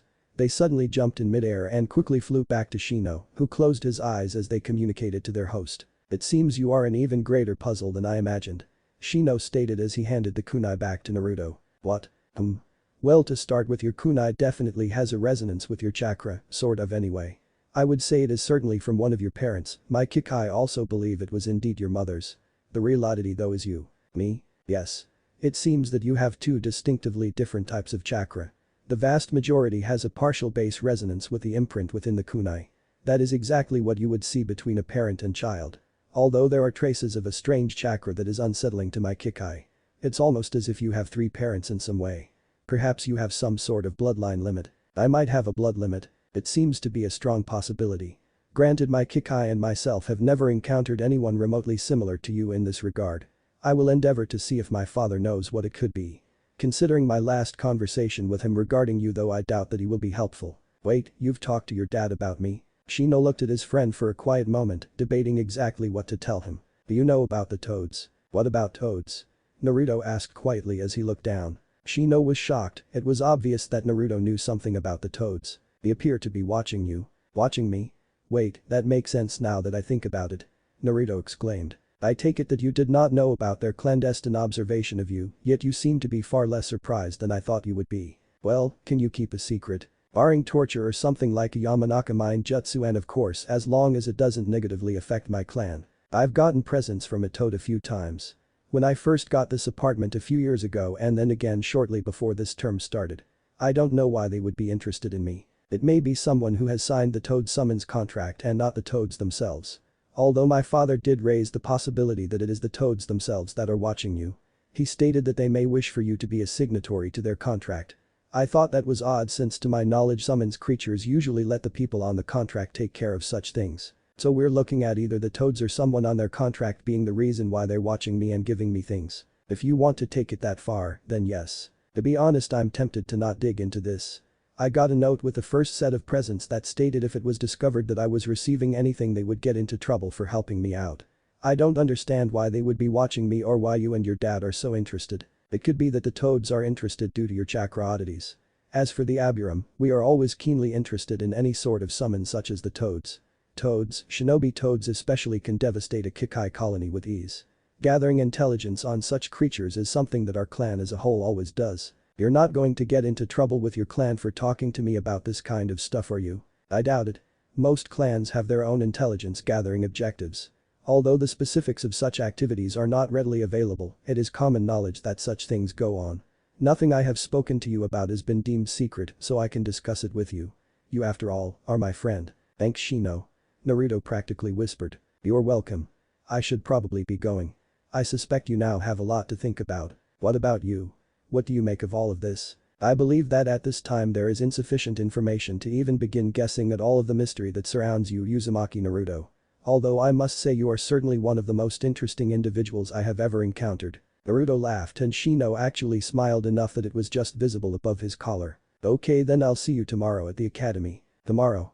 Shino replied with a slight bow. For the rest of the week Naruto was oddly subdued. Iruka worried about the boy but said nothing. The young instructor was certain that Naruto would come to him if he had any questions. He did feel an immense sense of relief to see that Naruto spent even more time than usual talking quietly with Shino through the week. Naruto's birthday was this weekend and Iruka was thinking that maybe he should talk to the Hokage and see about acquiring a special present for his favorite student. Shino wandered aimless through the streets of Konoha. The memorial festival was being celebrated around him. He had been looking for Naruto for several hours now and had yet to find even a trace of his friend. Even though they had really only been friends for less than a month, Shino was beginning to see Naruto as his closest friend. Why the young blonde would vanish on a celebration day was a mystery that the young Aburum found himself completely fixated on. He had checked Naruto's apartment, which he still thought curious that someone so young lived on their own in these times. He had checked Ichiraku's and was stunned to find out that Naruto hadn't been there at all this day. Finally one of his Kikai returned with the only fresh lead on his friend. Within the hour he found himself trudging up the side of the Hokage monument and shortly after reaching the top, he discovered Naruto sitting on top of the head of the fourth. "You are not participating in the memorial festival?" Shino asked. "Nah, I don't really care for this one," Naruto answered quietly. "Is not the fourth Hokage your idol? This day marks one of his greatest victories. Yeah, that's why I come up here. Things generally don't go well if I stay in the village for this one." "Really? That seems most unusual. Is it not also your birthday?" "How'd you know that?" "Naruto, you really need to pay more attention to your lessons." It was a very simple piece of intelligence gathering. "Oh. Yeah, I guess you're right." Shino stared at his strangely subdued friend. "Would you come down if I bought you a bowl of ramen for your birthday?" "Really? You'd do that for me?" "Of course I will then. Lead the way. Only one bowl though. I do not believe I can possibly afford to satiate your appetite for ramen," Shino said with a bright and obvious smile. Naruto instantly perked up to his normal self and the two headed off, back down the mountain and back into the village. Shit. Shit. Shit. Anko thought as she felt the flare of one of the most intense killing intents she had ever experienced, something that might even give her a run for her money when she was really angry. She knew immediately that it was Naruto and she could almost taste the evil taint of the Kyuubi's chakra that she could feel an extremely faint trace of within Naruto's own chakra as she got closer. She jumped and seemed to fly through the air, heading almost directly towards the malevolent psychic aura. She landed well up on the wall of a building before immediately pushing off with a chakra-enhanced jump that made it look as if she had bounced off of the building. Twisting in the air she landed about halfway between the group of people and the nearly growling Naruto. "I won't let any of you hurt him," Naruto choked out in a rough voice. Anko looked back over her shoulder and her eyes grew fractionally wider as very thin, nearly invisible tendrils of red energy faded in and out of existence around the boy. Her eyes widened slightly as she noticed that he had what had to be a chakra kunai judging by the color. That was when she noticed the body of another young boy on the ground just behind the short blonde. She frowned when her nose noticed a minute trace of blood in the air and her eyes locked on the trickle of red on the ground near the unconscious boy's head. She spotted the twisted sunglasses and judging by his hair along with his clothing, she assumed that the other kid must be one of the Aburam clan. To confirm her guess, a dark cloud of Kikai began to appear and gather above the unconscious boy. Her eyes widened even more as the cloud of insects spread out in a barrier between the crowd and the Aburam, while two clusters of the bugs broke away from the main swarm and took up flanking positions to each side of Uzumaki. They looked all the world as though they were backing the short blonde up for whatever could happen next. It took a lot of effort to turn away from Naruto and the bugs, but she forced herself to glare harshly at the crowd. "Why don't all of you assholes knock it off and get lost before I have to hurt any of you? I'm going to be really pissed off if you don't. You simply would not believe the amount of paperwork I'd have to fill out if I hospitalize a whole mess of civilians," Anko stated with a sadistic smile that sent shivers through many in the crowd. She really had no desire to fight any of the crowd, no matter how easy it would be to demolish all of them. She released the strongest killing intent she felt the civilians could handle as she turned her back on the growling Uzumaki and she gave the crowd one of her more insane smiles. Although considering that they were ignoring the psychic pressure pouring off of the blonde kid, she didn't think they'd do much with her own washing over them as well. Shinobi fighting civilians was extremely frowned upon in Konoha, not that it would be any sort of actual fight. Academy students fighting civilians might be a different story, but there was no way that she would let the situation get to that point. Anko sighed in relief as she heard a pair of soft thuds as two other ninja landed between her and the unconscious kid. Out of the corner of her eye she noted that each of them were Aburam. The three of them glaring at the crowd and a much larger mass of Kikai suddenly growing in the air, there was a marked lessening of the tension in the air, along with a very noticeable increase in the fear radiating from the civilians. A moment later she felt the barest whisper of chakra and a few leaves swirled past her. With a very quick glance to her other side she saw that Kakashi had arrived. One of the crowd took one look at the odd gray-haired ninja and his eyes widened. It was pointedly obvious that merely the appearance of Kakashi had penetrated the man's alcoholic haze in a way that Anko hadn't managed, despite her killing intent coupled with the kids. The man grabbed another by the arm and the two quickly made themselves scarce. That set off most of the rest of the crowd into retreating rather quickly, leaving just a couple of extremely drunk individuals that needed a few moments more to realize that they were now badly outnumbered. With a few grumbles and glares they also left. Naruto glared at both Anko and Kakashi for a moment, but once he saw the two older Aburams with a very large mass of Kikai hovering over Shino, he let out a large sigh. Before anyone could react though, Naruto's eyes rolled back and he immediately passed out. "Report," the old man stated simply. Anko looked the Hokage directly in his eyes. She was going to have to be careful with this one.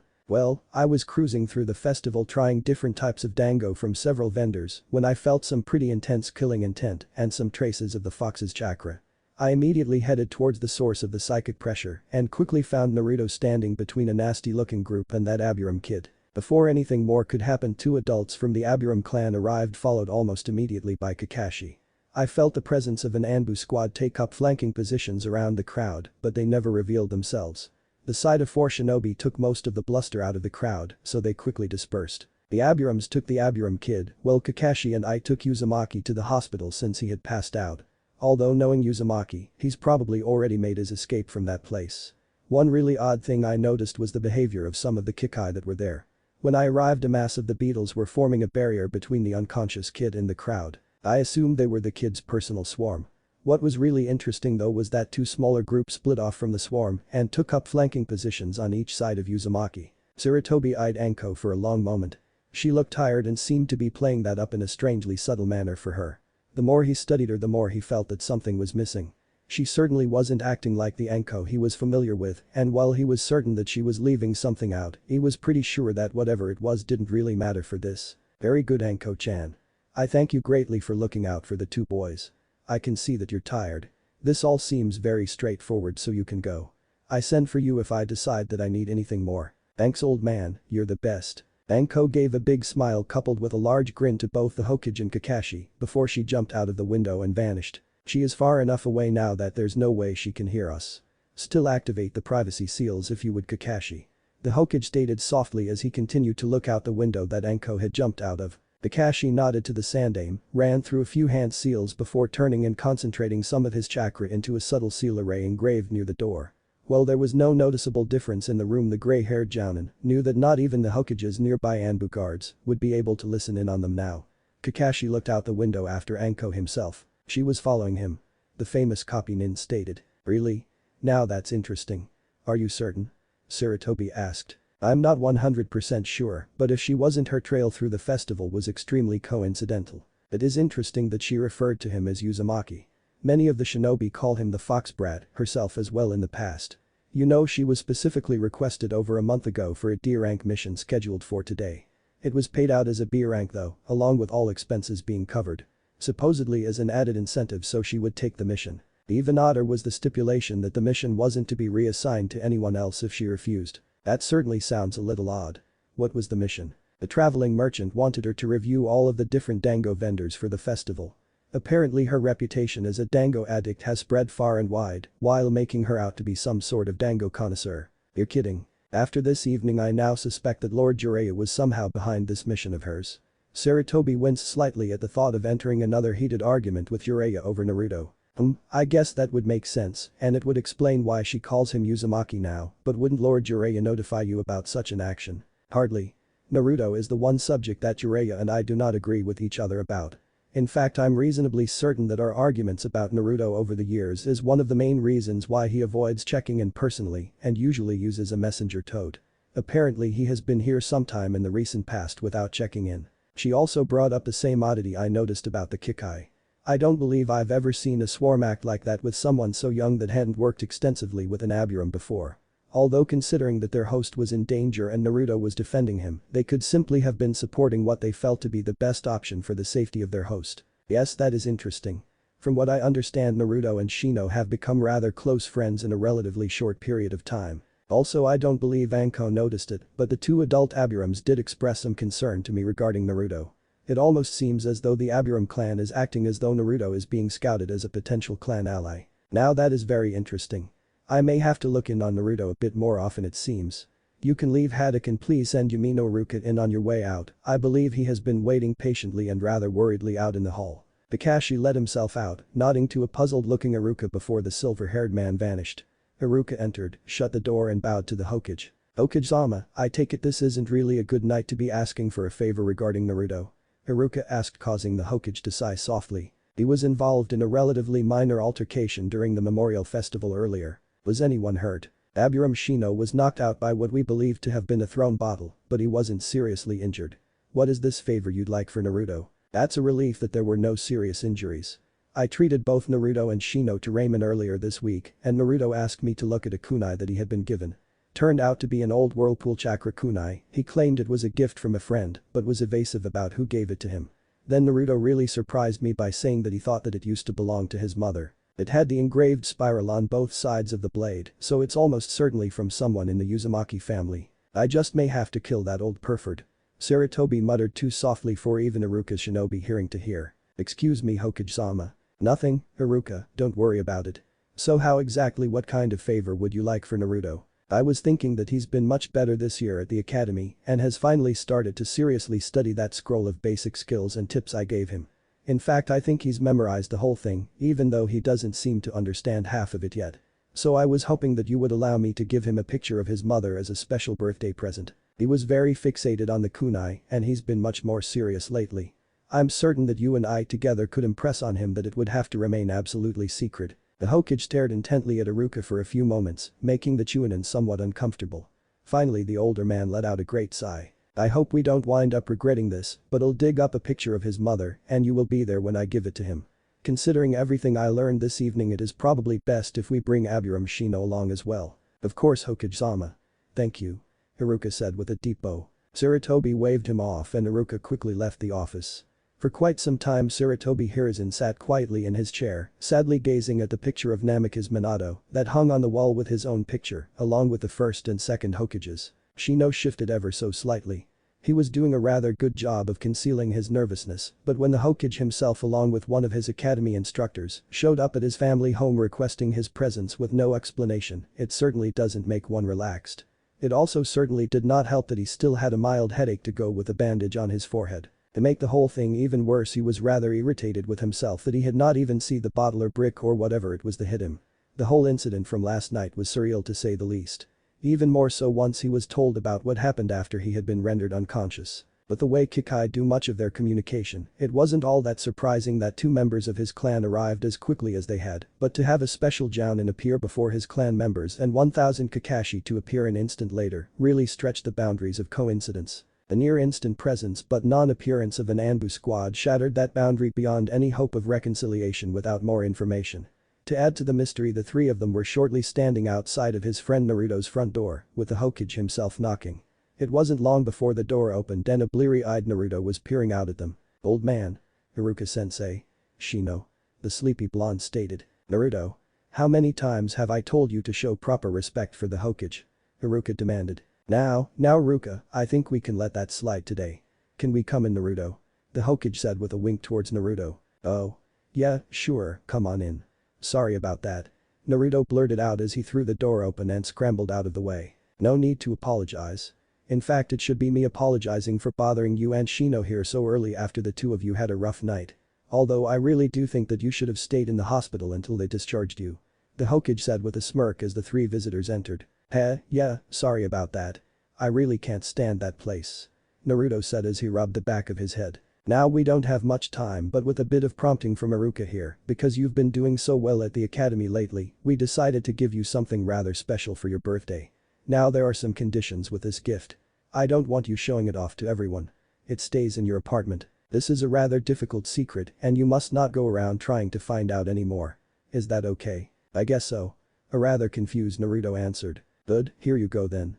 I had planned on giving you this along with some other stuff when you were older, but as I was saying before, Iruka here convinced me that you would be able to handle this remaining a secret. So happy birthday."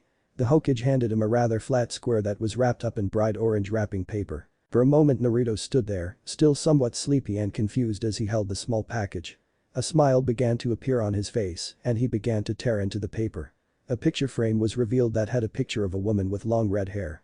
He slowly tore his gaze away from the photo and locked eyes with the Hokage. "Yes, that is a picture of your mother. Now I want you to promise me that you will not pester poor Iruka about her. He knows a lot more about you than I will allow him to tell you about. I'm very sorry that it has to be that way for now, but it is very important that certain secrets about you must stay secret for a while yet. If it helps, I was planning on letting you know everything when you made Jounin." "Thank you." Naruto whispered as his eyes traveled back down to the woman with the red hair. "Iruka has told me that you received a kunai that you think was hers." "Oh yeah, see."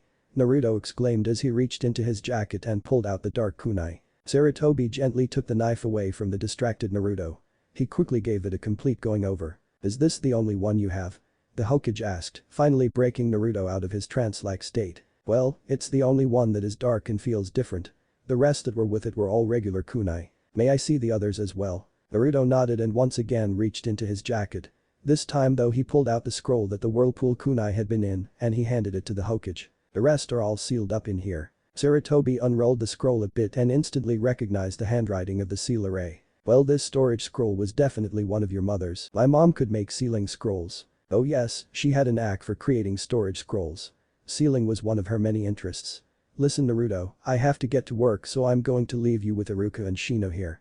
I've made arrangements at Ichiraku's for you and your two friends here to eat as much as you like there tonight. If I get some control on the paperwork later I may even join you. Don't forget that you can't go talking about your mother. The Hokage said in a stern and commanding voice as he handed the kunai and rolled up scroll back to Naruto. Thank you. This is my best birthday ever. Naruto exclaimed as he lunged forward and hugged the Hokage tightly. The aged Kage smiled softly for a few moments before separating from Naruto, giving all of them a light-hearted smile and vanishing in a swirl of leaves. Why do I find it unbelievable and yet completely unsurprising that you call the Hokage old man to his face? Shino muttered after a brief silence, causing Naruto to laugh and Iruka to chuckle softly. Jiraiya paused as he walked down the road and frowned as he began to feel a slight pulling sensation in his chest. With a puff of smoke he vanished from the road to find himself standing at Mount Miyabakizan. An odd wave of psychic pressure that felt like irritation washed over him as he materialized, pulling his attention to the ground. Staring up at him was none other than Fukasaku. Uh-oh. Jiraiya stated softly. Uh-oh. Is that all you have to say for yourself? It's my understanding that you've got at least a half dozen toads running an intelligence operation in Konoha. Have you lost your perverted mind? Hey. It's for Minato's kid. Sarutobi wasn't taking care of the little guy like he told me he was going to and he forbid me to get involved. I'm not doing anything that we shouldn't have been doing years ago. Jiraiya found himself practically screaming at the small gray-haired toad. Calm yourself Jiraiya. I can still whack you with my cane if I have to. Perhaps it would be best if you explain the situation to me. Shima has some Goliath grub stew cooking up that should be ready soon. Let's go eat, that should give you the time you need to calm down enough to tell me the whole story. Jiraiya simply nodded and silently followed Fukasaku. The slight chill of the typically mild winter of Fire Country hung in the air as Shino and Naruto talked in a secluded practice area reserved for academy students after school one day. I just can't seem to get this stupid clone jutsu to work. Naruto practically wailed. You seem to be overloading the jutsu. Shino replied quietly. What do you mean? Shino sighed. You seem to be pumping far too much chakra into the jutsu. That is the most likely reason why it always fails for you. From what I have read, Kawarimi is not as sensitive to larger amounts of chakra, which may explain why you have more success with that jutsu. Although to be honest you showed a remarkable improvement with Kawarimi this past fall, compared to what you were able to accomplish with it at the end of the previous school year. Even the basic henge is less sensitive than the Bunshin no jutsu, and I believe you also have had greater success with henge than with Bunshin. I'm trying damn it. I can't seem to put any less chakra into it than what I'm doing now. Naruto's frustration was beginning to creep into his voice. And that is unusual. The basic problem seems to be that you simply have the most incredible chakra reserves I've ever even heard of for an academy student. In fact I would say your current chakra well is greater than many jounin. Hey, isn't that a good thing? Not if you cannot control it. We could try something unusual if you think you can handle it. Shino smiled. Anything. Let my Kikai feed on your chakra. They should be able to diminish your reserves to the point where the jutsu will have a greater chance of working. Shino's smile got slightly wider as the now wide-eyed Naruto paled. Well, I did say anything. Naruto muttered softly as he nodded. A moment later a good number of Shino's Kikai were flying through the air towards Naruto. The young blonde shuddered as the small beetles began to land on him and crawl all over his skin. Other than the sensation of the bugs crawling on him he didn't really feel any different. Let me know as soon as you feel any drop in your chakra. You better believe I will. This may not be as bad as I thought, but it's still pretty freaky. About 10 minutes passed. Shino looked at Naruto deeply puzzled. There seemed to be no effect. With a mental command he sent all of his remaining Kikai over to his friend. Naruto definitely looked unhappy, but he wasn't about to give up now.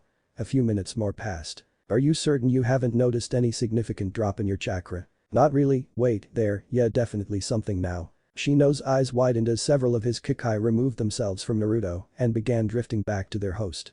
They almost seemed drunk as they flew oddly through the air. He had never seen Kikai actually stop feeding on chakra without a command to do so. His father would be very interested in this. Naruto, you should also attempt to create more Bunshin. How many more? At least a dozen, more if you can visualize them properly. Shino noted that more and more of his colony were removing themselves from his friend. You should attempt the jutsu as soon as my Kikai leave. Naruto had closed his eyes as he concentrated on creating far more Bunshin than he ever had even thought possible. As he felt the last of the Kikai leave his skin he looked up to Shino, who simply nodded. Bunshin no jutsu. Naruto practically roared as his hands quickly flashed through the seals. Shino stepped back in surprise as nearly 3 dozen Naruto images appeared. They all were grinning wildly, and Shino himself was actually smiling as he walked up and waved a hand through one, causing it to vanish with a bit of smoke. Congratulations.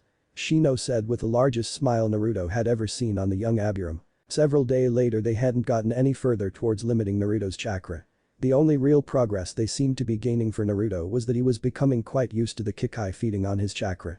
Shino and his Kikai on the other hand were able to do a large number of Abiram jutsu through the use of the chakra the beetles had consumed from the blonde boy. Naruto was getting more and more aggravated with the lack of progress as each day passed and had started pushing himself further than ever before, often working 18-hour days. That was if one considered the time he spent in class part of that working. Shino on the other hand was worried that all the work they were doing was actually making the problem worse. He didn't mention it to Naruto yet, but he was beginning to think their actions were actually increasing the blonde's chakra reserves without increasing his control over those reserves. Shino was finding this problem particularly annoying and he was beginning to worry about his friend. Perhaps it was time to speak to his father. We need help with your problem. I will discuss this with my father. Shino stated, causing the strangely subdued Naruto to simply nod in agreement. Hidden off to one side of the training area, a small tan toad smiled in the odd way the amphibians did when he heard Shino's words. It was time, probably past time in some ways, but now was going to probably work best for their next objective. Abiram Shibi sat at his desk in his office going over some of the household finances and family reports. He felt a nervous tingle from his colonies and nearly jumped out of his chair when a toad fell from his office ceiling and landed on the corner of his desk. He eyed the toad warily while trying to calm his colonies as they grew more agitated now that the toad's presence could easily be felt. The toad actually shifted colors, changing from the pale green his wife had painted his office years ago over to a dark brown. Shibi took note of the scroll the toad had in its mouth and eyed the amphibian curiously. The toad almost seemed to pout silently that it didn't get any more of a reaction from the much taller Abiram and it dropped the scroll onto the desk. Shibi reached out cautiously and took the scroll and noticed that there was a small note taped over it. His eyes grew wide as he read the note claiming to be from Lord Jiraiya. Normally he wouldn't put much credence to any note claiming be from someone as notorious as Lord Jiraiya, but having it delivered by a toad was a solid endorsement to its authenticity. He smiled slightly and picked up an inter-family report. A few hours later Shibi heard a knock at his door and looked up from the report he was reading regarding some success. One of his cousins was having breeding a faster flying breed of Kikai. You may enter. The man said. Father, I have been working with Uzumaki Naruto in an attempt to help him learn how to properly do the Academy Bunshin Jutsu. We have had little success. Although we did have something of a breakthrough a few weeks ago by having my swarm feed upon Naruto's chakra. Since that time though there has been no discernible improvement. Uzumaki agreed to that. He is quite desperate to succeed. Interesting. I did not suspect that one so young would willingly subject themselves to such an experience simply to improve their skill at a low-level jutsu. Naruto can be extremely tenacious when he sets his mind to something. By having my entire colony feed on his chakra until they stopped on their own accord he was able to generate 3 dozen Bunshin. Your entire colony fed upon the boy's chakra to the point where they disengaged without your command to do so. Interesting. Shibi stated as Shino suddenly eyed his father with suspicion. You do not seem surprised at this turn of events. I am not, but as I stated before, it is not something I am allowed to talk about. Shino nodded but did not press his father any further. Although he was beginning to grow annoyed that there was some massive secret regarding his friend that seemingly every adult knew about yet he was unable to piece together the clues he currently had into a comprehensive picture of the situation. Is there anything that you would recommend? Shino finally asked. Several avenues of exploration do come to mind. My first thought would be simply to add more Kikai to your efforts, but I do not believe that you are yet ready to host more Kikai just yet and a second colony is currently out of the question. I also doubt that young Uzumaki would be comfortable working with additional Abiram. It seems that at this moment the best thing would be to have you sign the family summoning contract. Sign the family summoning contract. Shino stuttered slightly and he was so shocked that his sunglasses nearly fell off of his face. Shino stood there quietly. It was unheard of for an Abiram to be added to the contract prior to becoming a genin. He stared at his father with his mouth literally hanging open as his father pulled out a large scroll along with a small sharp knife, a calligraphy brush, several candles and a small glass flask of blood. Shibe glanced over to the scroll sitting on his desk that the toad had left him. He probably should have given that to Shino, but he was still contemplating exactly how he was going to use that for his own advantage. There was a spike of strange chakra, and immediately every Kikai that was feasting on Naruto's chakra flew into the air. An instant later the summoned swarm vanished as they unsummoned themselves. To say that Shino was shocked was an understatement. He had read extensively about his family's Kikai summons, losing a significant amount of sleep last night. Never throughout the recorded history of its use had they ever unsummoned themselves without some sort of massive threat to the swarm. We should try something different. I think you are pushing yourself too much, and the additional Kikai apparently will not work. Whatever that secondary chakra that you have is, it is something that the Kikai do not care for. Well, if you've got any ideas, I'm all ears. Wait, what do you mean pushing myself too much? Naruto, you have been putting in 15 or 16-hour days for roughly 2 weeks. It is amazing that you haven't collapsed yet. Really? I didn't think I was pushing myself that much. Besides, I always feel fine in the morning. Naruto said as Shino sighed. I can ask my father for some scrolls for jutsu that are not as chakra sensitive as the Bunshin no jutsu, or we could try making explosive tags. Creating explosive tags is supposed to be very chakra intensive. Shino almost flinched when he saw the look on Naruto's face. He suddenly had a bad feeling about this and immediately began hoping that he would not regret this idea. Why, you can know how to make tags? Naruto was literally shaking as he stuttered through the largest grin Shino had ever seen on his blonde friend's face. I would not say that I actually know how, but I do have a book that explains the basics of how they are created. Hell yeah. Let's do that then. You should have told me that sooner.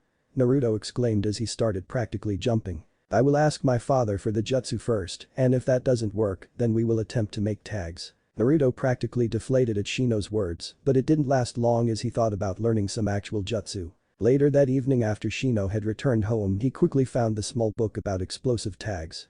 After skimming through it, he decided that it would be far better when he asked his father about some jutsu that might help his friend. He would definitely ask about finding a better text with a more comprehensive explanation than to start with this book. Despite the fact that it was his idea, Shino shuddered slightly at the thought of Naruto being capable of creating his own explosive tags. He decided to stop for a small snack on his way to his father's office when he encountered his father in the kitchen and quickly explained the conclusions he had come to regarding solving Naruto's problem after their last attempted solution had failed spectacularly. Wait here, I may have something in my study that will help you.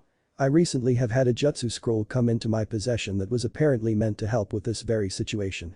Shino's father said as he left the kitchen, leaving the slightly confused Shino behind. Shino's confusion grew as his father returned.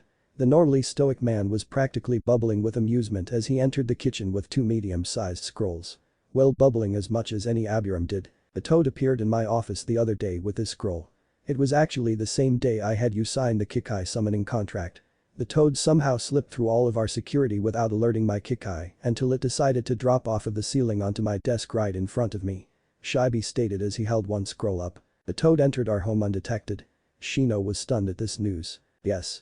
It seems that your observation of one of their operatives along with your recent friendship with Uzumaki has induced them to view us as potential allies with whatever their grand plan for Uzumaki is. The note I received expressed concern that they might not be able to continue assisting your friend at his apartment and that they hope to be able to use our clan as a secondary route if necessary. That is most interesting.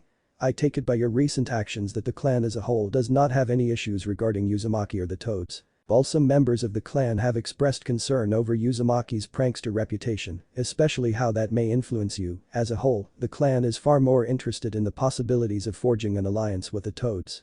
In fact, you should do anything you deem proper to help foster such an alliance if any opportunities arise. Such an alliance would be of great benefit to the clan. Precisely. Keep in mind that whatever you may or may not discover about Uzumaki should in fact be considered secondary to the clan's goal regarding the Toads. You should make sure that Uzumaki attempts to learn each of the jutsu in the scroll. That will almost certainly reveal his elemental affinity. That could prove beneficial in your endeavors. As for tags, this scroll should be very suitable. Shibe stated with a smile as he held forth the second scroll. Shino nodded as he took the 2 scrolls and contemplated his father's smile. There is more than what you are saying. Of course. I am trying to help without breaking any laws.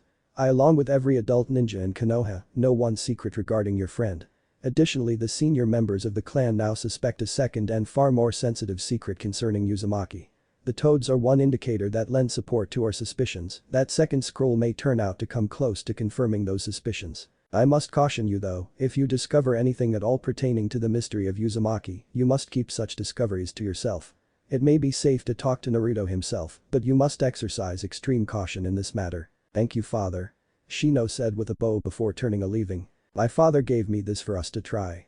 Shino said as he followed Naruto into the blonde's apartment and held out a scroll. Naruto's eyes widened almost as much as Shino's did when the young Aburam saw that Naruto had the storage scroll the Hokage had told them was created by his mother unrolled across the kitchen table. There was a partially filled scroll taking up space on the table as well. On top of the incomplete scroll was a bottle of ink and a calligraphy brush. He said yes. Naruto exclaimed as his eyes grew wider, his hands shook as he reached for the scroll. He did indeed say yes. Although he also stated that this scroll is actually from one of your toad friends. There is a price though. Also I am curious as to what you are doing with those scrolls. Shino said as he held firmly onto the scroll. Price? Oh, the scroll. Wait, the toads gave that to your dad? Yes and yes. Although the toad asked my father to give this to you, my father decided that I could only turn this to over you if you promised not to engage in any pranks for 1 full month. Once you accept. No pranks for a month. It's been weeks since I've done any as it is, and now I'll have to go another month. I don't understand why they didn't give it straight to me. That is correct, 1 full month. He was quite firm about getting your word. He also mentioned that the toads have some concern that they would not be able to give you stuff at your apartment. They apparently have decided to set up a backup route to you through my family. My father simply decided to take advantage of this in order to acquire your no prank promise. Shino stated with a smile as Naruto stared at him in open-mouthed shock for a few moments, the scrolls on the table temporarily forgotten. Well, I'm sure it'll be worth it, I guess. It had better be worth it. Okay, I promise I won't pull any pranks for a month. Naruto seemed to almost be talking to himself for a moment there before he looked directly at Shino. Neither boy noticed a pale green toad looking through the window from a tree across the back alley that was trying hard not to laugh. Good. My father will be pleased to hear that. You do not appear surprised that the toads are concerned about being able to continue their relationship with you through their current means. Nah, I was actually kind of half expecting them to have to stop altogether. Since that very first note I got from them said they'd have to stop if they got found out, it's actually something of a relief that they're looking at other ways of staying in contact. It's kind of nice having someone watch out for me, you know. I can well imagine.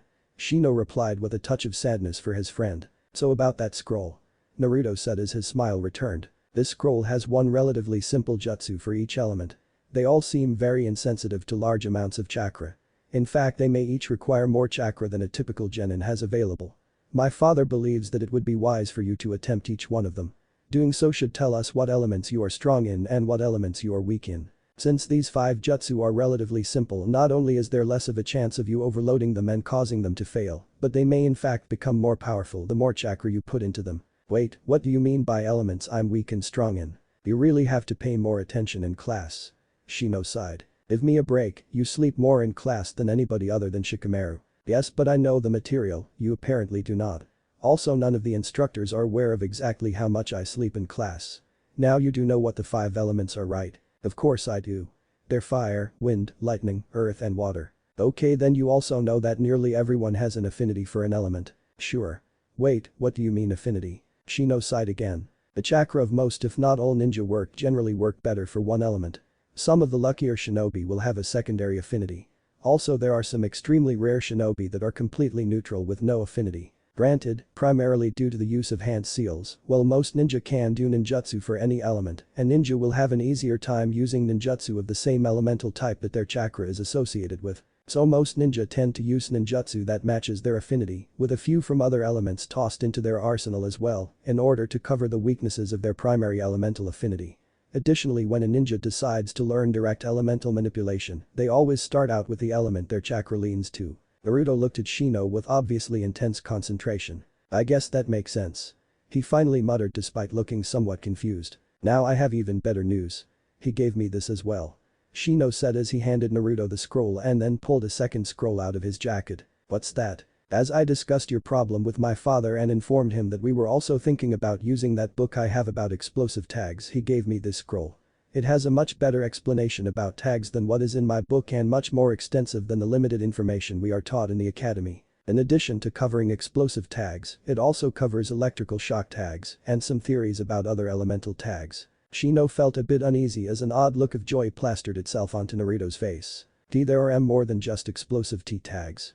Naruto stuttered. Yes, but this also comes with the same price as the Jutsu scroll. At that Naruto's eyes grew wide and his joyful expression vanished as he realized exactly what price he would be paying. Another month. The blonde shouted. Yes. Naruto looked down, a look of furious concentration on his face. Okay.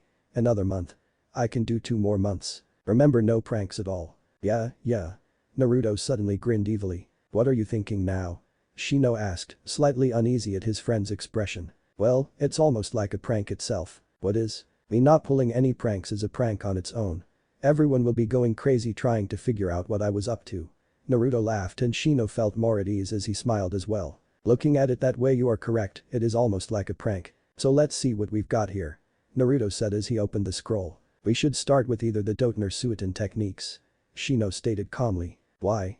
A baffled Naruto asked. Well, I am certain that the Kaiten and Raiten techniques are more dangerous for academy students. Additionally, Fuiton Jutsu can be very tricky to pull off without doing damage to your surrounding area. Furthermore, almost all decent Kaiten Jutsu also require more chakra than a typical genin has at their disposal. That shouldn't be a problem for you though. In fact, I believe it is far more likely that you would overpower the jutsu, torch yourself and much of the surrounding area as well. So it's probably a good idea for us both to learn the Suiton Jutsu before learning the Kaiten. And just how am I supposed to use the Suiton Jutsu if I set myself on fire anyway? That is why we should both learn the Suiton Jutsu. Oh. Now, I am extremely curious as to what you seem to be attempting to do with your mother's storage scroll. Shino asked. Oh yeah. Well, I figured I would copy it and make my own storage scroll. That's actually my 5th attempt. The other 4 all failed.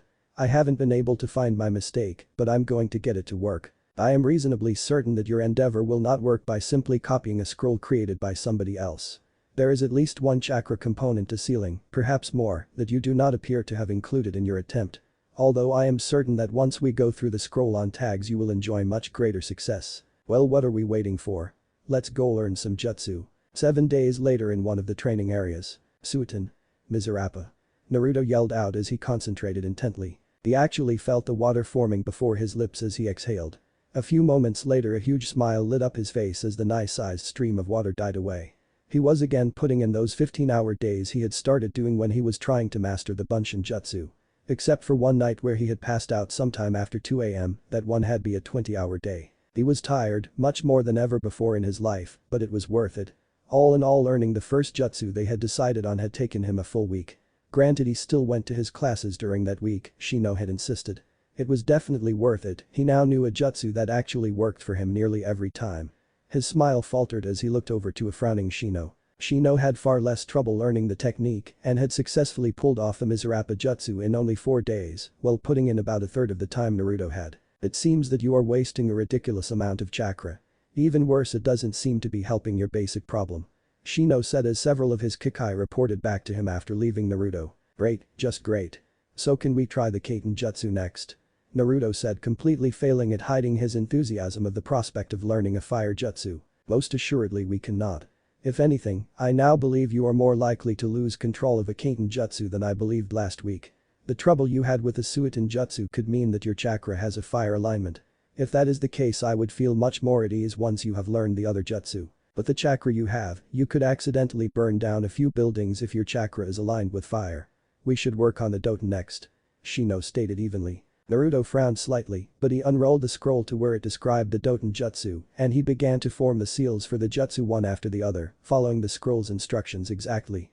He sighed softly as he fought off a yawn. This one was going to be an early night. Naruto, I believe that you should not tell anyone that you have learned this jutsu. Shino stated calmly as he waited for the inevitable outburst from his friend. What? Why not? I was so going to impress Sakura with this. Naruto, the very core of being a ninja is deception. If you truly wish to impress Sakura, you would be better served by learning the entire scroll and becoming a skilled genin.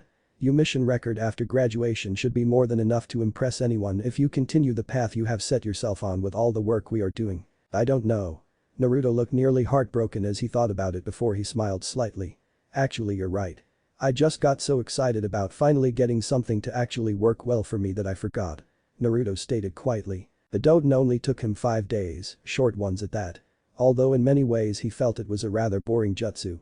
Shino again had it down in less time than what it had taken Naruto, but only by a day. As far as he could tell from his Kikai, he was using far less chakra than Naruto, but despite being far more efficient with his chakra, he couldn't quite match the size of the wall of earth that Naruto could force out of the ground.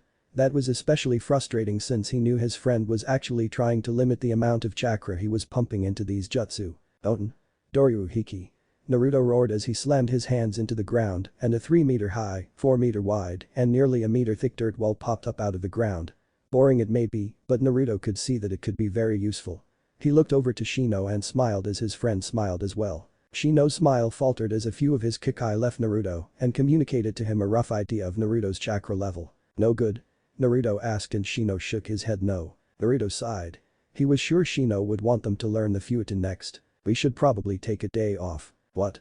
Naruto practically screamed. Surely your basic skills scroll mentioned that rest is a critical component for training. Well yeah, but I thought that was for my physical exercises. No. If anything, it is even more critical that people rest periodically during their jutsu training. You have astounding chakra levels and a simply unbelievable recovery rate, so you can push yourself much further than most people can in regards to learning jutsu, but you should still rest on occasion. Tomorrow is a Sunday as well, and therefore it is my scheduled complete rest day for the week. Take the day off, read about the next jutsu or go through your basic skills scroll again. You should also treat yourself to ichirakus. Just make sure that you do not engage in any strenuous physical activity and no jutsu training for the day. Naruto simply nodded in reply as he stifled a yawn. A day of rest actually sounded pretty damn good right now. Late in the afternoon 2 days later Naruto was standing in the training ground he and Shino had been using. His fingers ran through the seals as he concentrated his chakra. This felt different somehow. He could feel the jutsu fall into place as it seemed to flow along his arms. He couldn't explain it, but this jutsu simply felt right. After his fingers passed through the final seal, he slammed the palms of his hands together and concentrated on guiding the wind produced by the jutsu. The leaves along the ground scattered as a huge gust of wind roared to life in front of Naruto. Shino's eyes widened considerably as the wind actually carved a thin and shallow gully into the ground the instant before it slammed into a boulder near the edge of the clearing. The rock was roughly a meter across, and Shino's mouth fell open next as a grinding noise erupted from the rock and it moved several centimeters as a thin gouge appeared on its surface. The roar quickly faded as a huge cloud of dust billowed up. That was impressive. Shino stated, quickly recovering from his shock. By his own estimation Shino felt that he wouldn't be able to perform repushu reliably for another 3 days. It seemed that for these basic jutsu Shino always needed about 4 to 5 days, while working for about 6 hours each day on each jutsu. Seeing the wide jumps in the amount of time it took Naruto to learn each jutsu, Shino was deeply puzzled by what he had seen of Naruto's previous performance at the academy.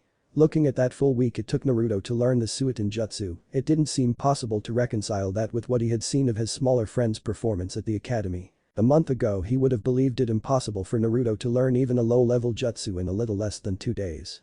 Seeing the energetic blonde learn a mid-level jutsu in several hours only added to the mystery that was Uzumaki Naruto. It seems that your control has increased dramatically. Shino stated. Yeah, it's great isn't it?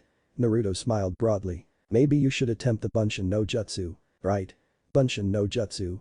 Naruto roared as his hands flashed and he jumped up. With a series of bursts of smoke nearly 50 images of Naruto appeared. Naruto had a huge smile on his face, but Shino frowned. I do not believe any of this is actually helping. What? I'm getting great at making these stupid Bunshin. Naruto, the instructors never ask students to make more than 3. I doubt that they would accept you producing 50 Bunshin when they ask you for 1 or 2. Naruto practically deflated at his friend's words. Sometimes I really hate it when you're right. The blonde sighed in resignation. A week later and Shino's puzzlement greatly increased as he watched Naruto fight with the Raiten Jutsu. The change in Naruto between the way he acted at the academy and the way he acted while working on the Raiten Jutsu was borderline unsettling. The young blonde had a tenacity that was nearly as astounding as his chakra levels. The more Shino watched the more he was convinced that Naruto's chakra was definitely aligned with wind. Even though that would explain the ease Naruto had with the Futon Jutsu as well as the difficulty he had with the Raiten, it didn't explain the difference between Naruto's success working with Shino after hours compared to his failures working at the academy. Some of it was easily attributed to his massive chakra well, and a significant portion of it was definitely due to many of the instructors' disdain towards his friend. Those two factors together didn't fully account for the erratic results Shino had seen in Naruto's jutsu performance. It was almost as if Naruto's chakra itself was somehow unstable. Somehow he knew it was due to that odd secondary chakra that his Kikai severely disliked. Shino's eyes widened slightly for what had to be the 30th time for the evening that Naruto snarled out the jutsu name and his fingers flashed through the seals. There was a crackle in the air and a few sparks shot out from his friend's hands, but like the countless times before the jutsu failed. This time though, a blue arc of electricity shot up his arm. This particular failure was rather comical as Naruto's hair stood up on end forming an odd yellow cloud around his head. Naruto himself yelled out in pain and began to furiously rub at his ear that the arc of electrical energy had apparently grounded out too after traveling up his arm strangely enough. Shino didn't believe that would normally happen, but the strangest things would happen when Naruto was involved. Jiraiya sighed in contentment as he lay on a beach under a large umbrella with a cold and heavily alcoholic drink by his side. He was just about as far south as one could get on the western coast of Fire Country. He was an almost literal stone's throw from Tea Country at a small coastal tourist town he favored for not just the skimpy bathing suits, but also the pleasant weather that this location always seemed to enjoy. The small town, whose name he could never remember, also had quite a thriving trade for various sponges they harvested from the calm waters of the Western Gulf, that also brought a steady stream of women to the various shops looking for good deals on special sponges. A smile was permanently plastered on his face as he watched all of the young women on the beach from behind his sunglasses. He was taking a bit of a break. Even though things had gone quite well with Fukasaku, that whole discussion had been very emotionally draining. It also generally took a few days for his stomach to settle down after eating some of Shima's cooking. At least he now had both of the small-toed elders solidly on his side, and that certainly helped. In fact, he was pretty sure that Fukasaku was running a second intelligence operation focused on Naruto in addition to his own. He thought through his inventory of stuff in his possession from Minato and Kushina. If things were going half as well as he thought they were going back home, he was going to need a couple of more scrolls shortly. If things went really well, old man Tsuratobi would be calling him back to Konoha soon. Jiraiya's smile grew somewhat larger, that likely upcoming visit was looking to be his best public visit home in a very long time. At that thought, a soft chuckle escaped his lips. Yes, he was certainly going to enjoy his next visit. Hey Ino. Naruto yelled as he ran up to a small group of girls about to go through the academy gate. Ino glared at Naruto for a moment and then sighed. He could be ridiculously persistent, and she knew that if she blew him off he would simply hound her until she gave in and had to deal with him anyway. Rolling her eyes to her friend, she turned and walked over to him as she waved her friends off, and they walked through the academy gate without her. Frowning as she saw the sorry state of his clothing, she stood before the gate as he ran up to her. It almost looked like he had set himself on fire. "What the hell did you do to your clothes?" she asked. Cooking accident," he muttered, causing Ino to narrow her eyes. "If you say so. What do you want, Naruto? We only have a few minutes before we have to be in class." She could easily tell he was lying about his scorched clothing, but quickly decided that she really didn't want to know. "Well, you see, it's like, wait, what I mean," Naruto stammered. "You're wasting my time, Uzumaki." "I'm sorry." Naruto looked down and for a moment Ino felt a small bit of sympathy towards him as he spoke. "You're good friends with Sakura, right?" "Not so much anymore. But you know her better than anyone else, right?" "I guess. Do you know how I could get her to like me?" "What?" Ino exclaimed as her eyes popped open widely. "Well, I really like her and she doesn't seem to like me. Since you're her friend, I thought you could help me out. You know, tell me what I'm doing wrong and that type of stuff." Ino looked at him for a moment, closed her eyes and resisted the urge to laugh. Still, if she could help him with this, it would remove one of her so-called rivals for Sasuke's affections. Not that she really cared about the jerk, but it would fit with the way she acted around Sasuke and more importantly Sakura. When she opened her eyes and looked at him again, she instantly dropped that idea. Forget it. Ino felt a pang of remorse as her words caused most of the bubbling energy in Naruto to vanish. "Wait, why? She'll never like you the way you want, Naruto," Ino said softly. "What do you mean? Why not?" "Well, first off, you are simply too you. You have no idea how annoying you can be. I'm actually surprised she is as nice to you as she is. You really should give the poor girl some time to breathe. The real problem though is that she's completely hung up on Sasuke." "To me? She can't breath." "Hung up on Sasuke?" Naruto stated quietly, obviously confused. "We certainly don't have the time to go into your issues. Sasuke now, well, we can compare how most of the girls see you and him. Sasuke is the last of a very prestigious clan, so he has a tragic history that is very appealing to girls. You aren't. That also implies that he is very wealthy. Sasuke is quiet, aloof and dresses nicely, so not you. Sasuke is the #1 student in our class, and you are what? Last. Do you really want to continue? We could probably go on for hours." Ino said, starting to feel slightly bad as she saw the expression on his face. "No, that's okay, I get it," Naruto said quietly as he turned away. Ino felt a very sharp pang of guilt. While she had never warmed up to Naruto before and always tried to avoid him, she didn't really understand the vast animosity so many people showed towards him. Granted, he often made her skin crawl with his antics, and she was leery of his prankster reputation. She didn't really have any sort of personal reason to violently dislike him the way so many others did. Naruto, wait. Yeah? Don't let it get you down. You're just not her type. Besides, you're mostly a nice guy and you certainly try harder than anyone else in class. Sometimes though people don't connect, and all the trying in the world won't change that. In fact, sometimes the more you try the more you make things worse. It's just the way people are. If you say so. Naruto hesitated before smiling slightly. Thanks, Ino. You know, hardly anyone is even willing to talk to me at all. Now you're one of the best friends I've got. Maybe I should ask you out. Yeah, right. Don't get any ideas. I'm supposed to like Sasuke even more than Sakura. She lightly punched him in the arm. You're really great, Ino. Naruto flashed her a huge smile before turning around and running off, instantly back to his typical self. Ino stared after him even though he had quickly disappeared into the academy and couldn't be seen anymore. Inwardly she flinched though as she realized that she had slipped slightly with the very last thing she told him. Hopefully he wouldn't figure out more of her charade regarding Sasuke. It was so hard to tell with Naruto. Sometimes he noticed the damnedest little things and other times the most blatantly obvious things were completely invisible to him. Geez, telling him a few nice things and now I'm one of his best friends. That kid has some serious issues. Ino said softly to herself as she began to seriously wonder about Naruto for the first time. Before she could take one step further she felt a soft mental tug. Her eyes widened as she looked up to see her father staring at her from up the block. An instant later he was standing next to her as he effortlessly shunshined across the distance between them. Ino-chan. He said softly. Daddy. Ino Inoichi paused as he looked to the academy doors for a moment. You know Uzumaki. Well yeah, he's a classmate, it's kind of hard not to. You must be very careful around him. Naruto. You're kidding, right? He's like the biggest goof in the whole academy. Ino, I am serious. Wait. Is this about why all of you adults can't stand him? Ino, I am not allowed to explain that. What? I don't believe this. I would like you to stay away from him, but the really important thing for you is you must never use Shintention on him. Especially now that you can get it to work reliably on someone outside of the clan. Naruto. Is there some sort of danger from using it on dopey idiots? Ino asked sarcastically. Ino, I already told you that I am not allowed to explain, but you must not use Shintention on him. Ever.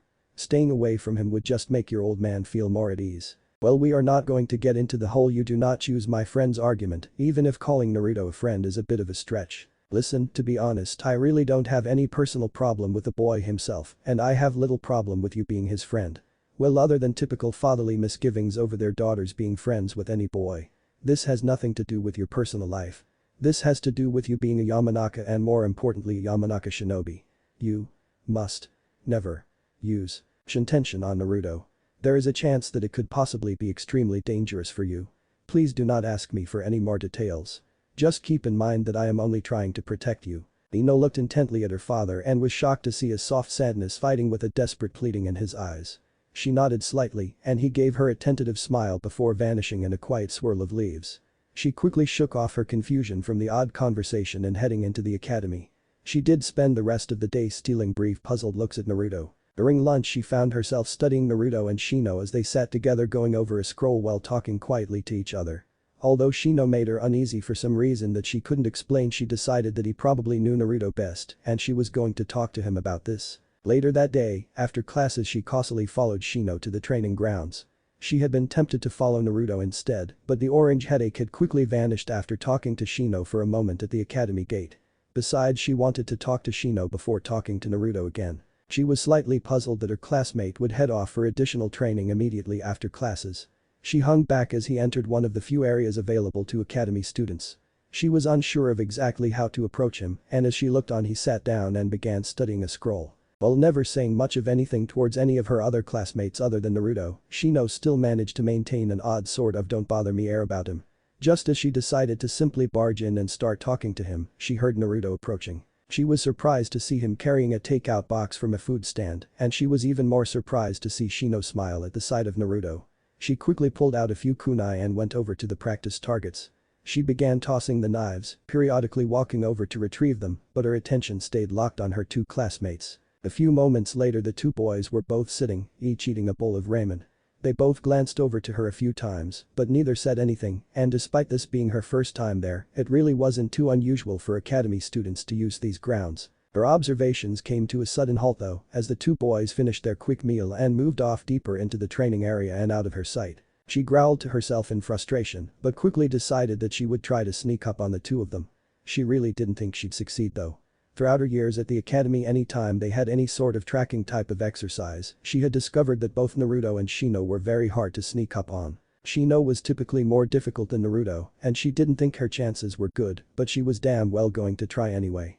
She suppressed her chakra and slowly began to crawl over to the brush line that was hiding her two targets. She especially took extreme care not to make any sound, since she was reasonably certain that Naruto's seemingly very sharp hearing was what made him so difficult to track without being found out.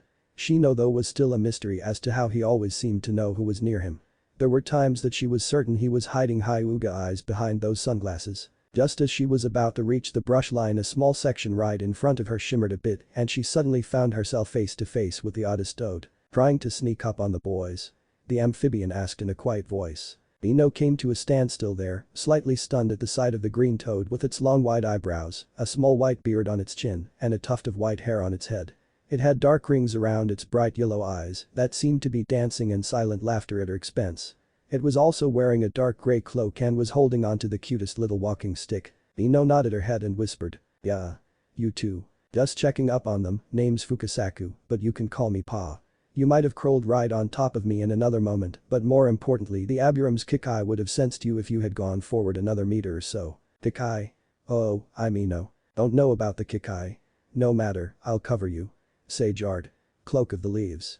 Fukasaku whispered as he formed several odd hand seals with his flippers and then touched the top of Ino's hand. Ino felt a very strange and very soft chakra wash over her with whatever jutsu the toad used.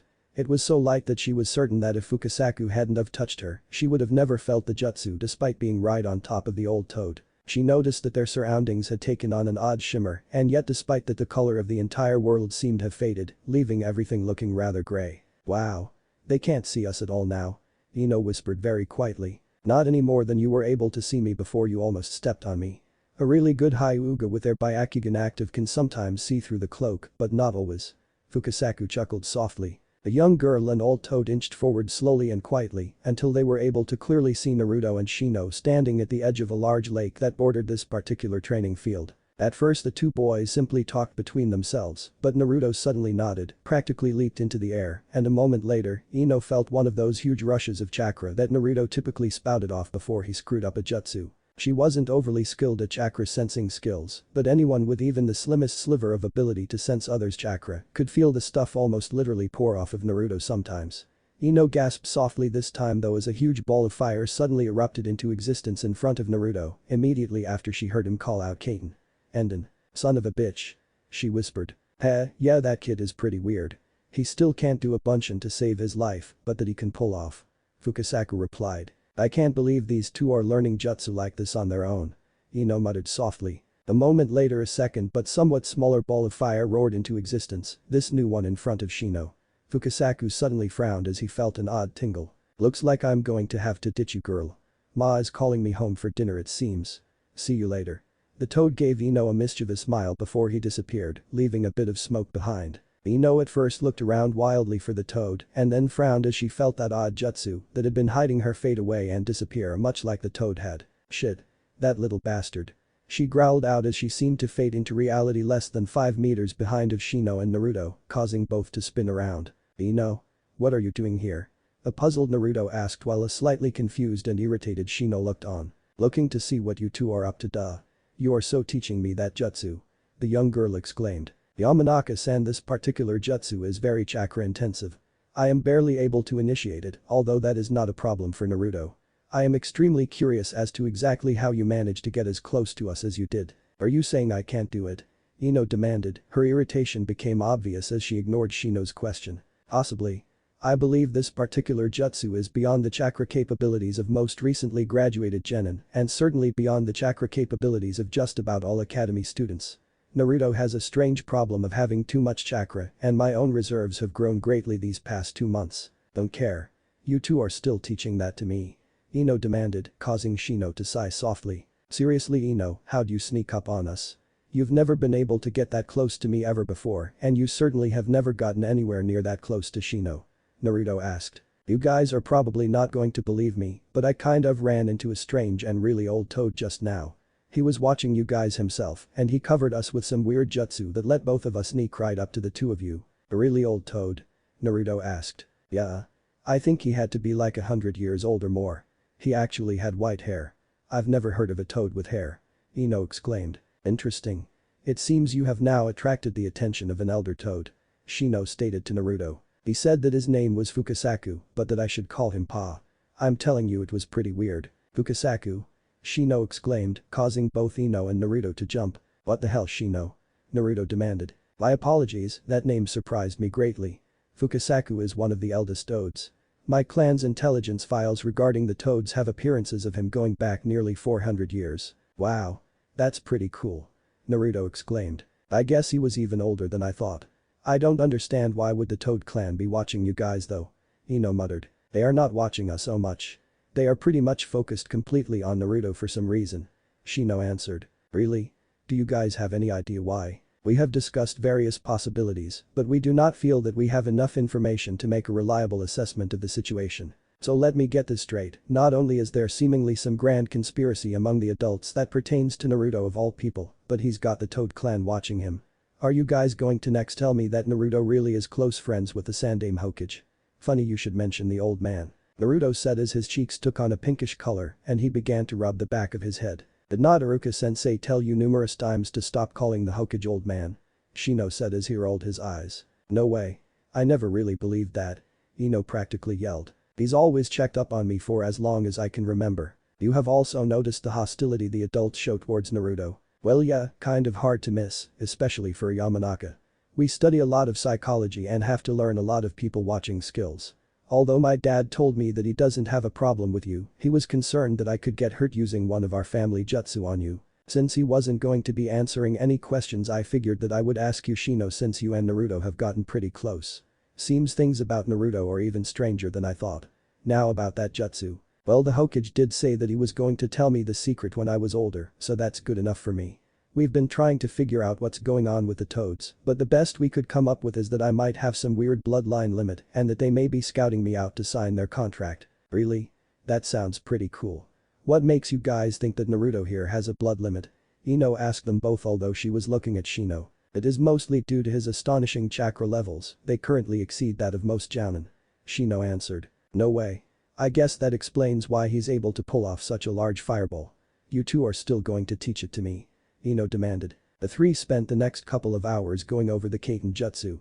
Ino was able to memorize the hand seals quickly with ease, but she didn't have any noticeable success getting her chakra to mold into the proper pattern to charge the seals and initiate the jutsu.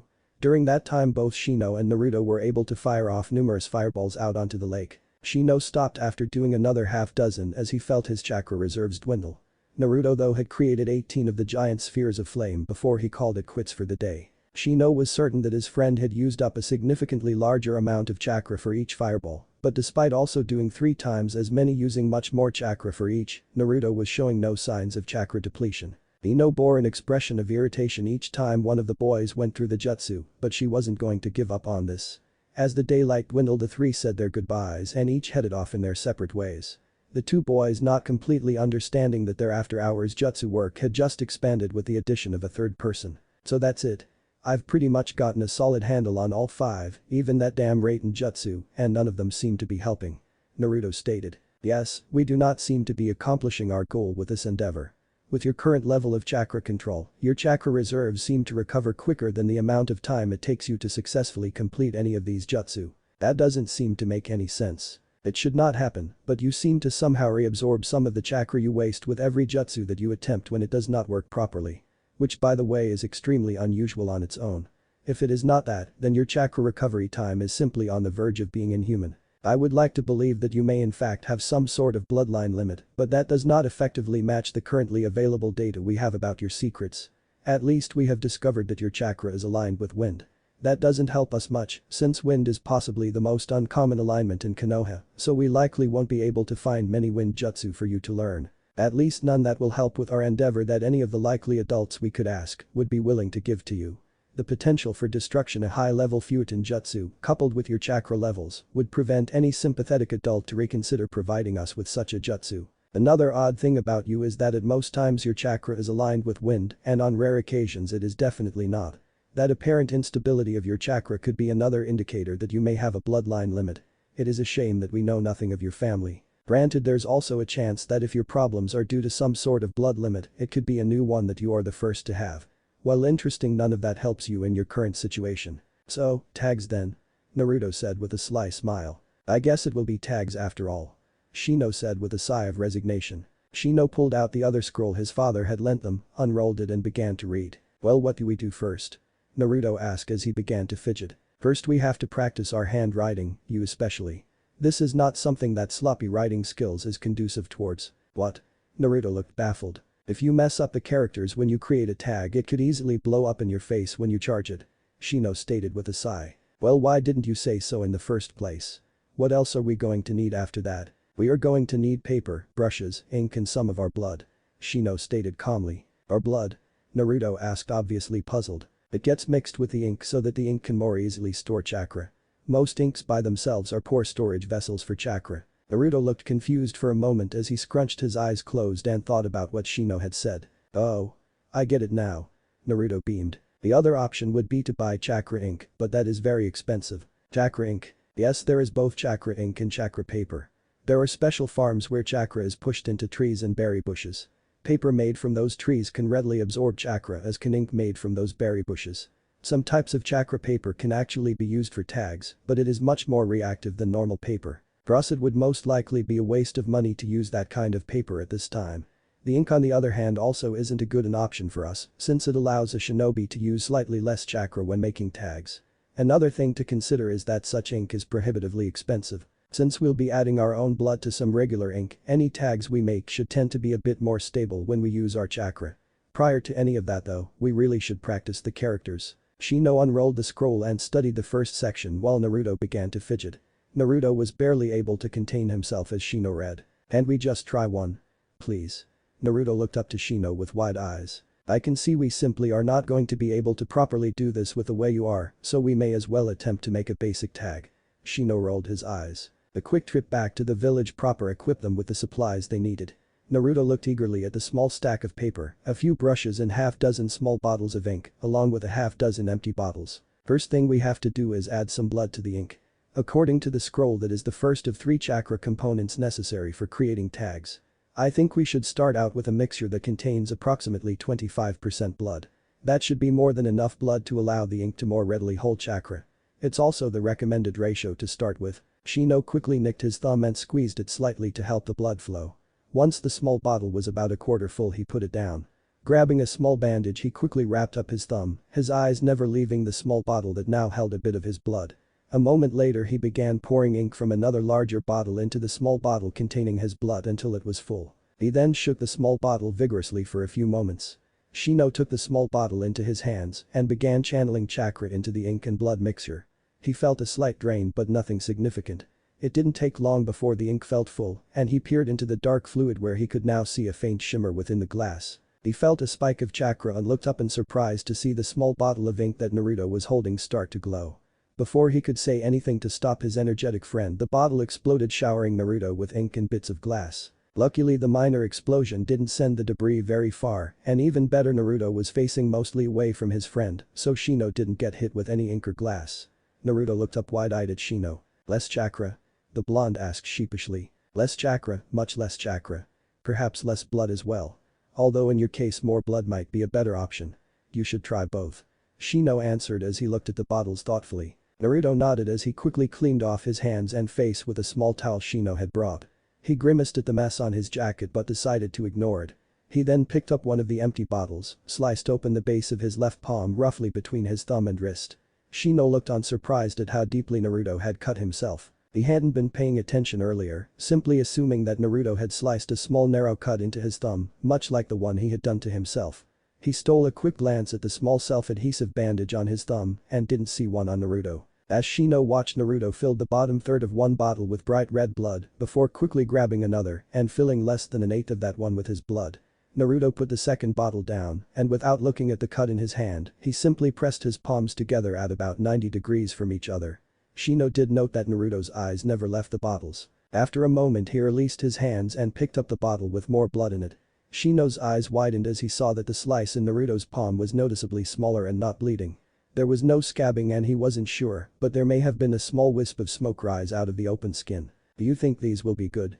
Naruto asked, shaking Shino from his observations. One of them should work. Actually, both may work well.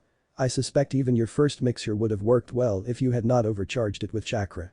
It is possible to draw seals using nothing but blood and also nothing but ink. Adding the two together is a compromise. Pure blood seals can dry out to the point where they begin to flake off of whatever paper they were written in. That can be disastrous for explosive tags. Although I believe this method of sealing counters that. Pure ink seals, on the other hand, have a harder time containing any sort of chakra structure and therefore are not as reliable. Shino could almost hear his friend's eyes begin to glaze over and he stifled one of his many Naruto-induced sighs. Naruto began to smile though as he unstopped an ink bottle and poured enough ink into each of the bottles that held some of his blood to completely fill them. He then proceeded to vigorously shake the bottles to thoroughly mix the ink and blood together. With a look of intense concentration, he placed one down and began to pour chakra into the bottle he was holding. This time he managed to fully charge the blood-laced ink without inducing either of the bottles to explode. Now, one of the real tricks to this particular type of sealing is that we have to channel chakra through the brush as we are inscribing the characters for the sealing array. That is the second chakra component to this branch of sealing.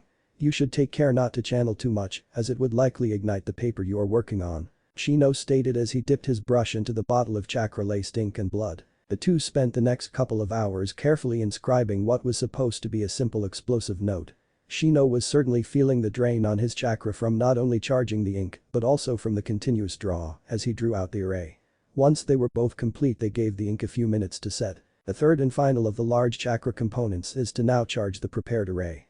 If we have done everything correctly, we should now have two basic explosive tags. Naruto nodded and the both of them placed their hands upon their tags and poured a large amount of chakra into the ink-laden paper. Shino was feeling a significant drain and felt that he hadn't managed to completely charge his tag.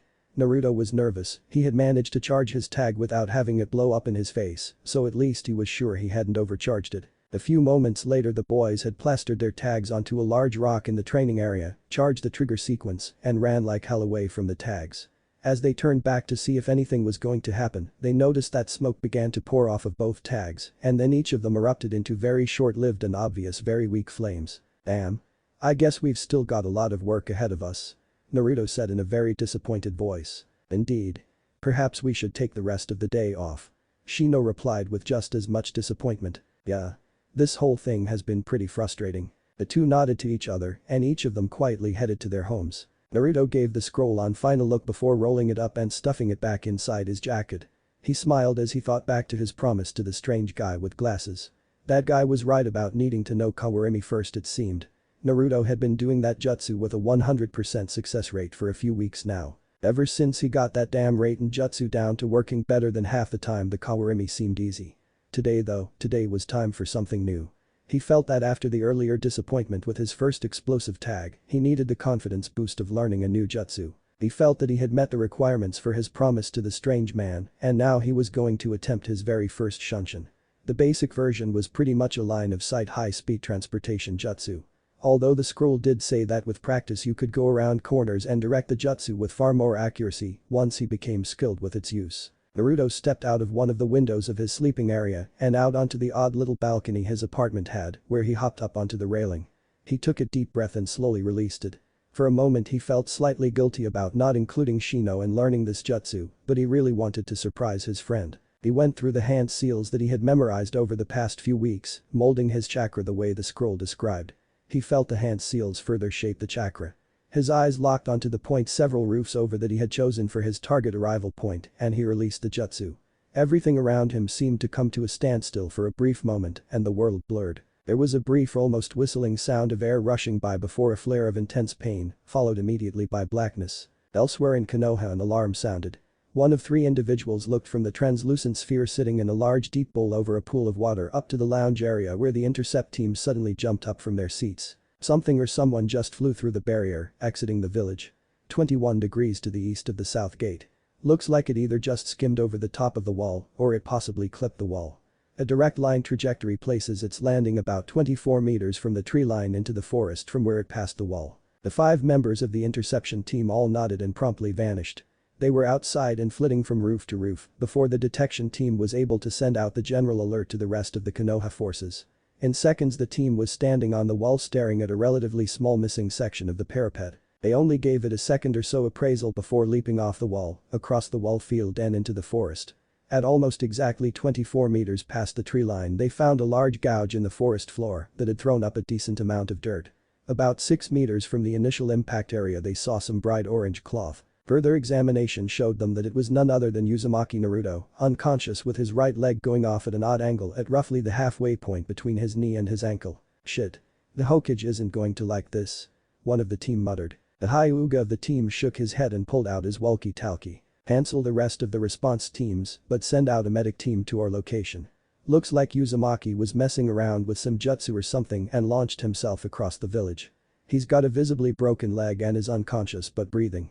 There doesn't appear to be any internal bleeding or any other readily discernible damage. How much do you want to bet that if we line up his landing with that hole in the top of the wall, that it winds up at his apartment? Sarutobi grimaced slightly as he entered Naruto's hospital room. He really disliked seeing anyone he cared for in this place. The old Hokage was shocked to see Naruto scribbling in a small notebook while poring through a scroll. So you had a bit of a mishap, I hear? Sarutobi asked. Hey old man. Yeah, kind of. Sorry about the wall. I really had no idea that jutsu would send me so far. One of these days I'm going to get a handle on this massive amount of chakra I've got. Naruto replied in his typical enthusiastic manner. So I take it that you're working on chakra control there? I guess you could say that. Shino and I have been trying for like months to get a handle on my problem, and right now we're working on sealing. It's supposed to be wildly chakra intensive, but we didn't have much luck with our first attempt. Well, I'm sure that you'll get there. After all, your father was pretty good with seals. I'm sure he would have liked to see you learning about them. My dad worked with seals like my mom. Naruto said quietly as he completely forgot about his notes. Well, I guess you could say that they complemented each other nicely. Although I think that was one area where they would argue more than any other. Sealing is a very contradictory subject for most people. Now I've probably told you too much. I'm really sorry Naruto, but you're simply going to have to wait until you become a jounin before you find out everything. That's okay, I understand. Well, kind of anyway. Naruto stated quietly as he looked down at the floor. Trust me, it will someday make sense. I only hope you can forgive me about all the secrets. Don't worry about that old man. I trust you. If you say it has to be that way then I'm not going to give you a hard time about it. Well, not much anyway. Besides, who else ever visits me whenever I wind up in this place? Naruto laughed, causing the Hokage to smile in return. There was a knock on the door frame causing both Sarutobi and Naruto to look up. Standing in the doorway was Iruka, Shino and strangely enough Ino. Naruto's face shifted from a shocked smile over into a huge grin as he noticed that Iruka was holding a takeout box for Michiraku. Jiraiya, good to see you. Sarutobi said as his former student entered his office. What's up Hiruzen? Enjoy my last bouquet. Jiraiya said with a sly smile. Well, it was very good. The Hokage fidgeted as Jiraiya's smile grew. Seriously though, I'm afraid I may have made a bit of a mistake with Naruto. Oh really? You don't say. Jiraiya's voice suddenly became very cold. Please don't give me any grief over my decision for you to stay away from him. I should give you a hell of a lot more than simply grief Sarutobi. Jiraiya said even more coldly than his previous tone as his eyes grew hard towards his former sensei, and all traces of the warm friendliness of a moment ago vanished. There was a short strained silence between them before Sarutobi sighed. This is recent. I discovered that Naruto and one of his classmates were attempting to create explosive tags a few days ago. I'm a little uncomfortable with the idea of him attempting to teach himself any sort of sealing techniques. It also seems that he got his hands on a jutsu scroll for Shunshin, which inadvertently landed him in the hospital. When I visited him I said something I should not have that will likely only encourage him to further his exploration of seals. Well, I can see how you would be unsettled by him trying to teach himself about seals with his situation, but what could you have said that would encourage him? Well, I mentioned that his father was pretty good with seals. Pretty good? Jiraiya exclaimed as the volume of his voice increased. Pretty good, he says. My best student and quite possibly the greatest seal master to ever exist is just pretty good. Nobody was as good as Minato, even I don't match his skills. The only one who came close was the second Hokage. Jiraiya. He must not know about his father at this time. If that knowledge leaked out we would never be able to protect him. Especially if Iwat decides to go to war with us over his existence. I could protect him. And you know it. Besides, you're the one who screwed up here. You also know that Iwa wouldn't dare start anything with us now. Especially with that Rantanoki still running things, he just isn't that stupid. Jiraiya snarled. I will not argue about that anymore, the matter is closed, my decision is final. I just want you to check on him and try to make sure he isn't learning anything that will endanger the seal containing the Kyuubi." Jiraiya glared at his old teacher silently for a few moments before nodding. Jiraiya and Sarutobi entered the small clearing where Shino and Naruto were working on the latest batch of their experimental explosive tags. The two looked up and grew wide-eyed at the sight of the Hokage. Although with Shino the only sign was his eyebrows raising slightly, so their upper edges became just barely more visible over his sunglasses. Shino quickly stood and gave both men a deep bow. Naruto looked puzzled by Shino's actions but decided to stand himself and mimic his friend's bow. "Ah, good to find the two of you working on this, and it's nice to see you out of the hospital already, Naruto." The Hokage called out with a happy tone to his voice. Shino glanced over to his friend, still amazed that Naruto's leg was already healed. He then stole a glance to the tall white-haired man who had walked up next to the Hokage and was shocked to realize that it was none other than Lord Jiraiya. Lord Jiraiya, the Toad Hermit. Shino's gaze shifted back to Naruto. This was a conversation that he would be listening to most intently. "So, Naruto and Shino, is it? I hear from old Sarutobi here that you two have become very interested in sealing. Seems that the Hokage here is a bit concerned that you might blow yourself up or something," Jiraiya stated as he pointed to Naruto. "Hey. Old man. I'm not that bad," Naruto protested. "That is not an entirely accurate assessment of your sealing skills," Shino stated. "Hey. You're supposed to be my friend. That is true, but you have also pretty much blown yourself up several times. You're just worried about losing some beetles." Jiraiya and Sarutobi both smiled at the banter between the two boys.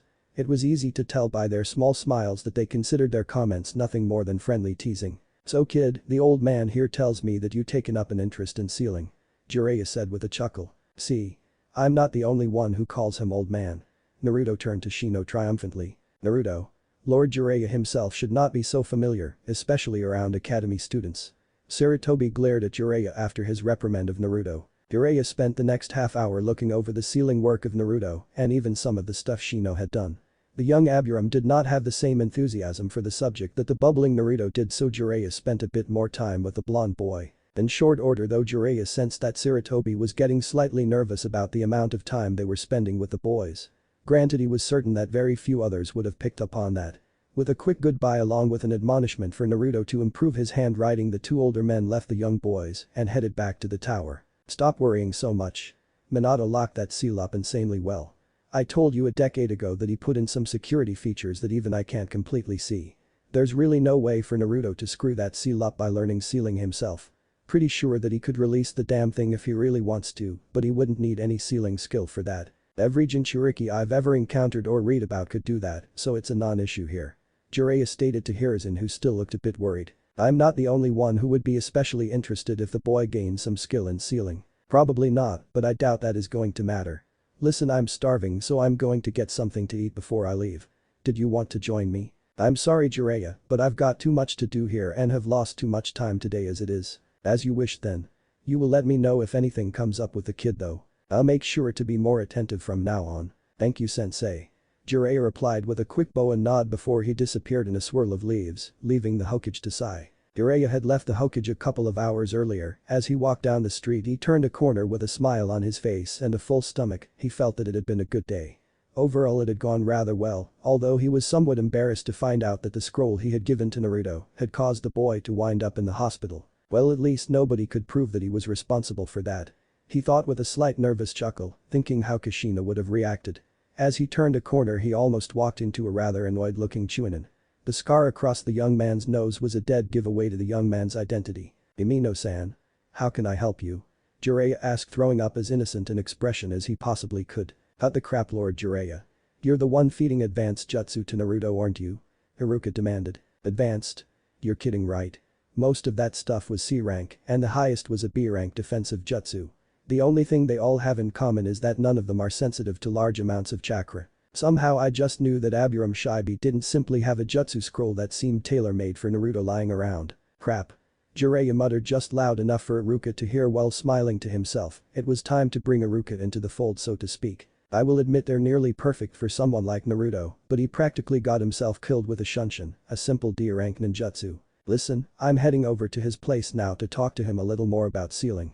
Why don't you join me?" Iruka seemed a bit surprised at both the statement and invitation, but only hesitated for a moment as the surprise faded before he agreed with a silent nod. In a short time the two men were standing outside of Naruto's apartment as Jiraiya knocked on the door. A rather disheveled-looking Naruto answered the door. Iruka-sensei. Lord Jiraiya.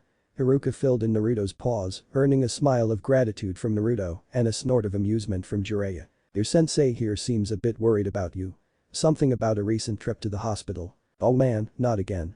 I said like a million times already that I'm fine, Iruka-sensei. Now Naruto, you know that I worry about you. Iruka said as he reached out and ruffled Naruto's hair. Okay kid, I've got a few things for you. Try not to talk too much about them to anyone. Although I guess it might be a good idea for you to talk to that Aburam kid and Iruka here about them if they give you trouble. At that, Jiraiya reached into his jacket and pulled out several small scrolls. Some really awesome jutsu.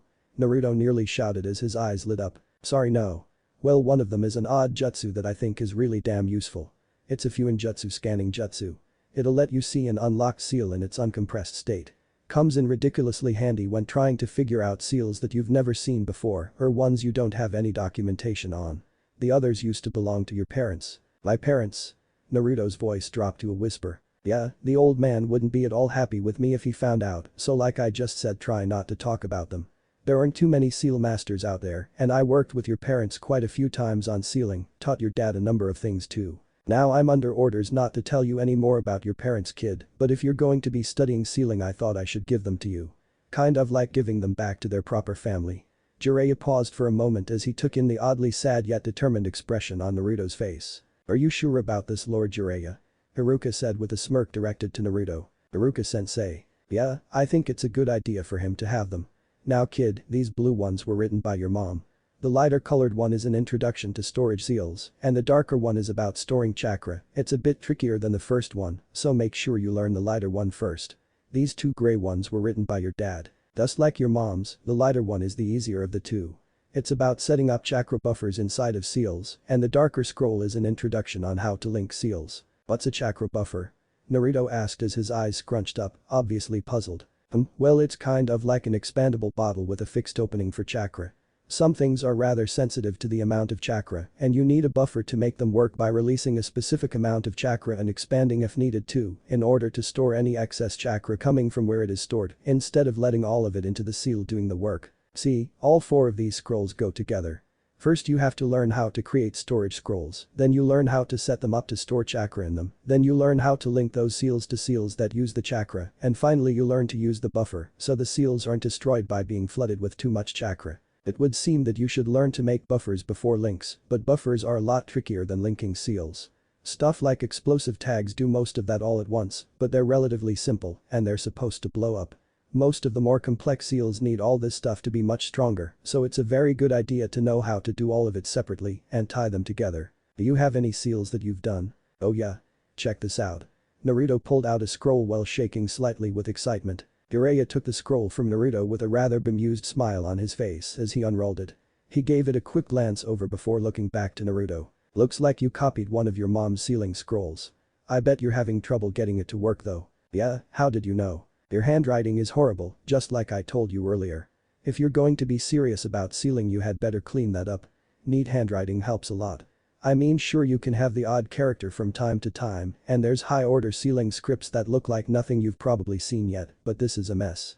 You had better add in some practice time and clean this up a bit. Still, you've got the basic structure down rather well, it seems. I probably should have stressed it more when we were talking with the old man earlier. All in all though, it's really not a bad start, pretty much on par with what your dad was like when he first started, if I remember right. I think though that we've covered enough, and I really don't want to melt your brain or something if I give you any more to think about. Jiraiya stated with a chuckle. Hey. I really have to get going, got mission type stuff out of the village. I'm sure you understand. Jiraiya said to Naruto in a low voice along with a wink. Naruto nodded intently, feeling more like a real ninja simply talking to the strange older man. Now I'm going to expect to see your reports become easier to read, Naruto. Iruka stated with a smile. I'll try, Iruka-sensei. Okay. That's a relief to hear. I'm going to head out with Lord Jiraiya. I'll see you in class in the morning. Naruto nodded again. His attention already focusing back to the scrolls Jiraiya had given him that he barely noticed the two men leave his apartment. So exactly what is your interest in Naruto? Iruka asked quietly as they walked away from the boys' apartment building. Jiraiya looked around for a moment before making a few one-handed hand signs. Iruka's eyes widened at that, but he stayed silent. Subtle sound distortion jutsu, nobody can hear exactly what we say now, even screws with the air a bit to prevent lip reading. Listen, you know a lot more about Naruto than most, and I've checked you out myself, so I'm sure you can be trusted, but you have to keep this to yourself. The old man would probably freak out if he found out that I told you.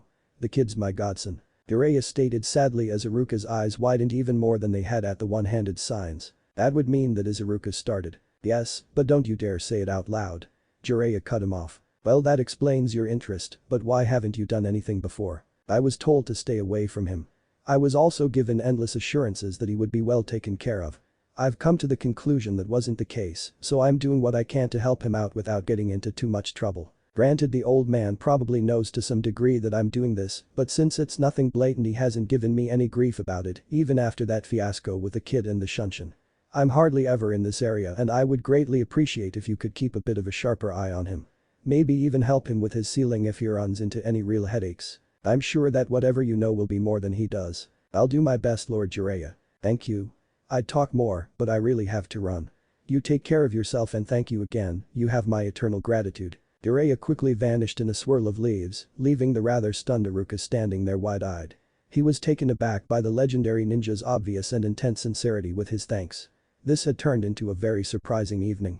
Although considering that it involved Naruto, he felt oddly amused overall. Shino entered the training ground with some takeout grilled fish and rice. Naruto was sitting over on a large rock with an intense expression of concentration on his face as he read a scroll. Shino noticed that there was a second scroll on the rock next to Naruto. What is that scroll about? Shino asked, somewhat surprised to see Naruto studying an unfamiliar scroll so intensely. It's about storage seals. Naruto looked up after a moment. Storage seals? Yeah, that weird old guy that was with the old man stopped by my apartment yesterday with Iruka-sensei and gave it to me along with a few other ones. He said, actually he told me to try to not say anything about them. Naruto glanced down, not wanting to upset his best friend. I am assuming you mean Lord Jiraiya and the Hokage. You really should do a better job about describing people. You don't have to worry about telling me anything further, I understand, probably better than you do. Shino said with a small nearly invisible smile. Hey. Naruto hesitated for a moment before continuing. Well, he did say that I could tell you and that he really wasn't allowed to tell me anything, but that my mother wrote this scroll and that my father wrote this other scroll. He said that I should have them. He also said he hoped he would be able to tell me more when I got older. The weird, I mean Jiraiya. You mean Lord Jiraiya? Shino interrupted with a smirk. Yeah, Lord Jiraiya. He said that both of my parents knew a lot about seals, more than even what the Hokage said, and while my dad was a bit better than my mom, she knew all sorts of stuff too. He also left me 3 other scrolls, one more from each of my parents, but he said I should hold off on reading those 2 of them until I understood these 2. The last one was one he wrote himself. He said that it's some sort of Fuinjutsu scanning jutsu. Naruto stated, carefully and slowly going through the syllables for Fuinjutsu. Can you tell me about the other scroll from your father that Lord Jiraiya said you could study? Well, I skimmed through it really quickly and really didn't understand any of it. Even though Lord Jiraiya said it was a pretty basic scroll on the subject. It's about chakra buffers and seals. This one that my mom wrote really seems a lot easier to me. Did he tell you anything at all about the others? Yeah. The second one from my mom is about setting up a storage seal to hold raw chakra, and the second one from my father is about linking seals. The scanning jutsu thing is something he said he's found to be very useful and that he uses it all the time when he's trying to figure out strange seals. That is interesting. It seems safe to say that your family was very skilled in the sealing arts. Yeah. Naruto answered as his eyes seemed to focus on some impossible distance and Shino noticed his knuckles whitened as he held the scroll. So did I miss anything yesterday? Ino called out as she entered the training area. Nothing more than a visit from the Sandaime Hokage and Lord Jiraiya, Shino answered, smiling at the shocked expression on Ino's face. Damn. I just knew I should have joined you guys after class. I still can't believe that your leg is fine now, not even a cast or anything. Ino turned to Naruto. Yeah, well, I don't like the hospital, luckily I heal fast. The shorter boy answered. Fast? Naruto, you know that even with intensive chakra healing anyone else would at least be wearing a soft cast for at least a week. A civilian would have to wear a cast for something like 6 weeks if not more. It does seem to lend credence to the idea that he has a blood limit. Hey. The old man said he'd tell me everything once I made Jounin, so can we drop it? Naruto pleaded. Lord Jiraiya of the Sannin. The Toad Hermit, right? Ino asked Shino. Indeed. Quite a coincidence it would seem. He answered, not listening to you guys. Naruto yelled out as he covered his ears with his hands. Shino and Ino exchanged smiles. As much as they wanted to know exactly what was going on with the secret surrounding Naruto, the blonde boy himself had completely lost interest in solving the mystery, since the Hokage had basically promised that he would know as soon as he made Jounin. Other than teasing him about it occasionally, his two young friends had also tabled their own questions for the most part. Well, mostly anyway.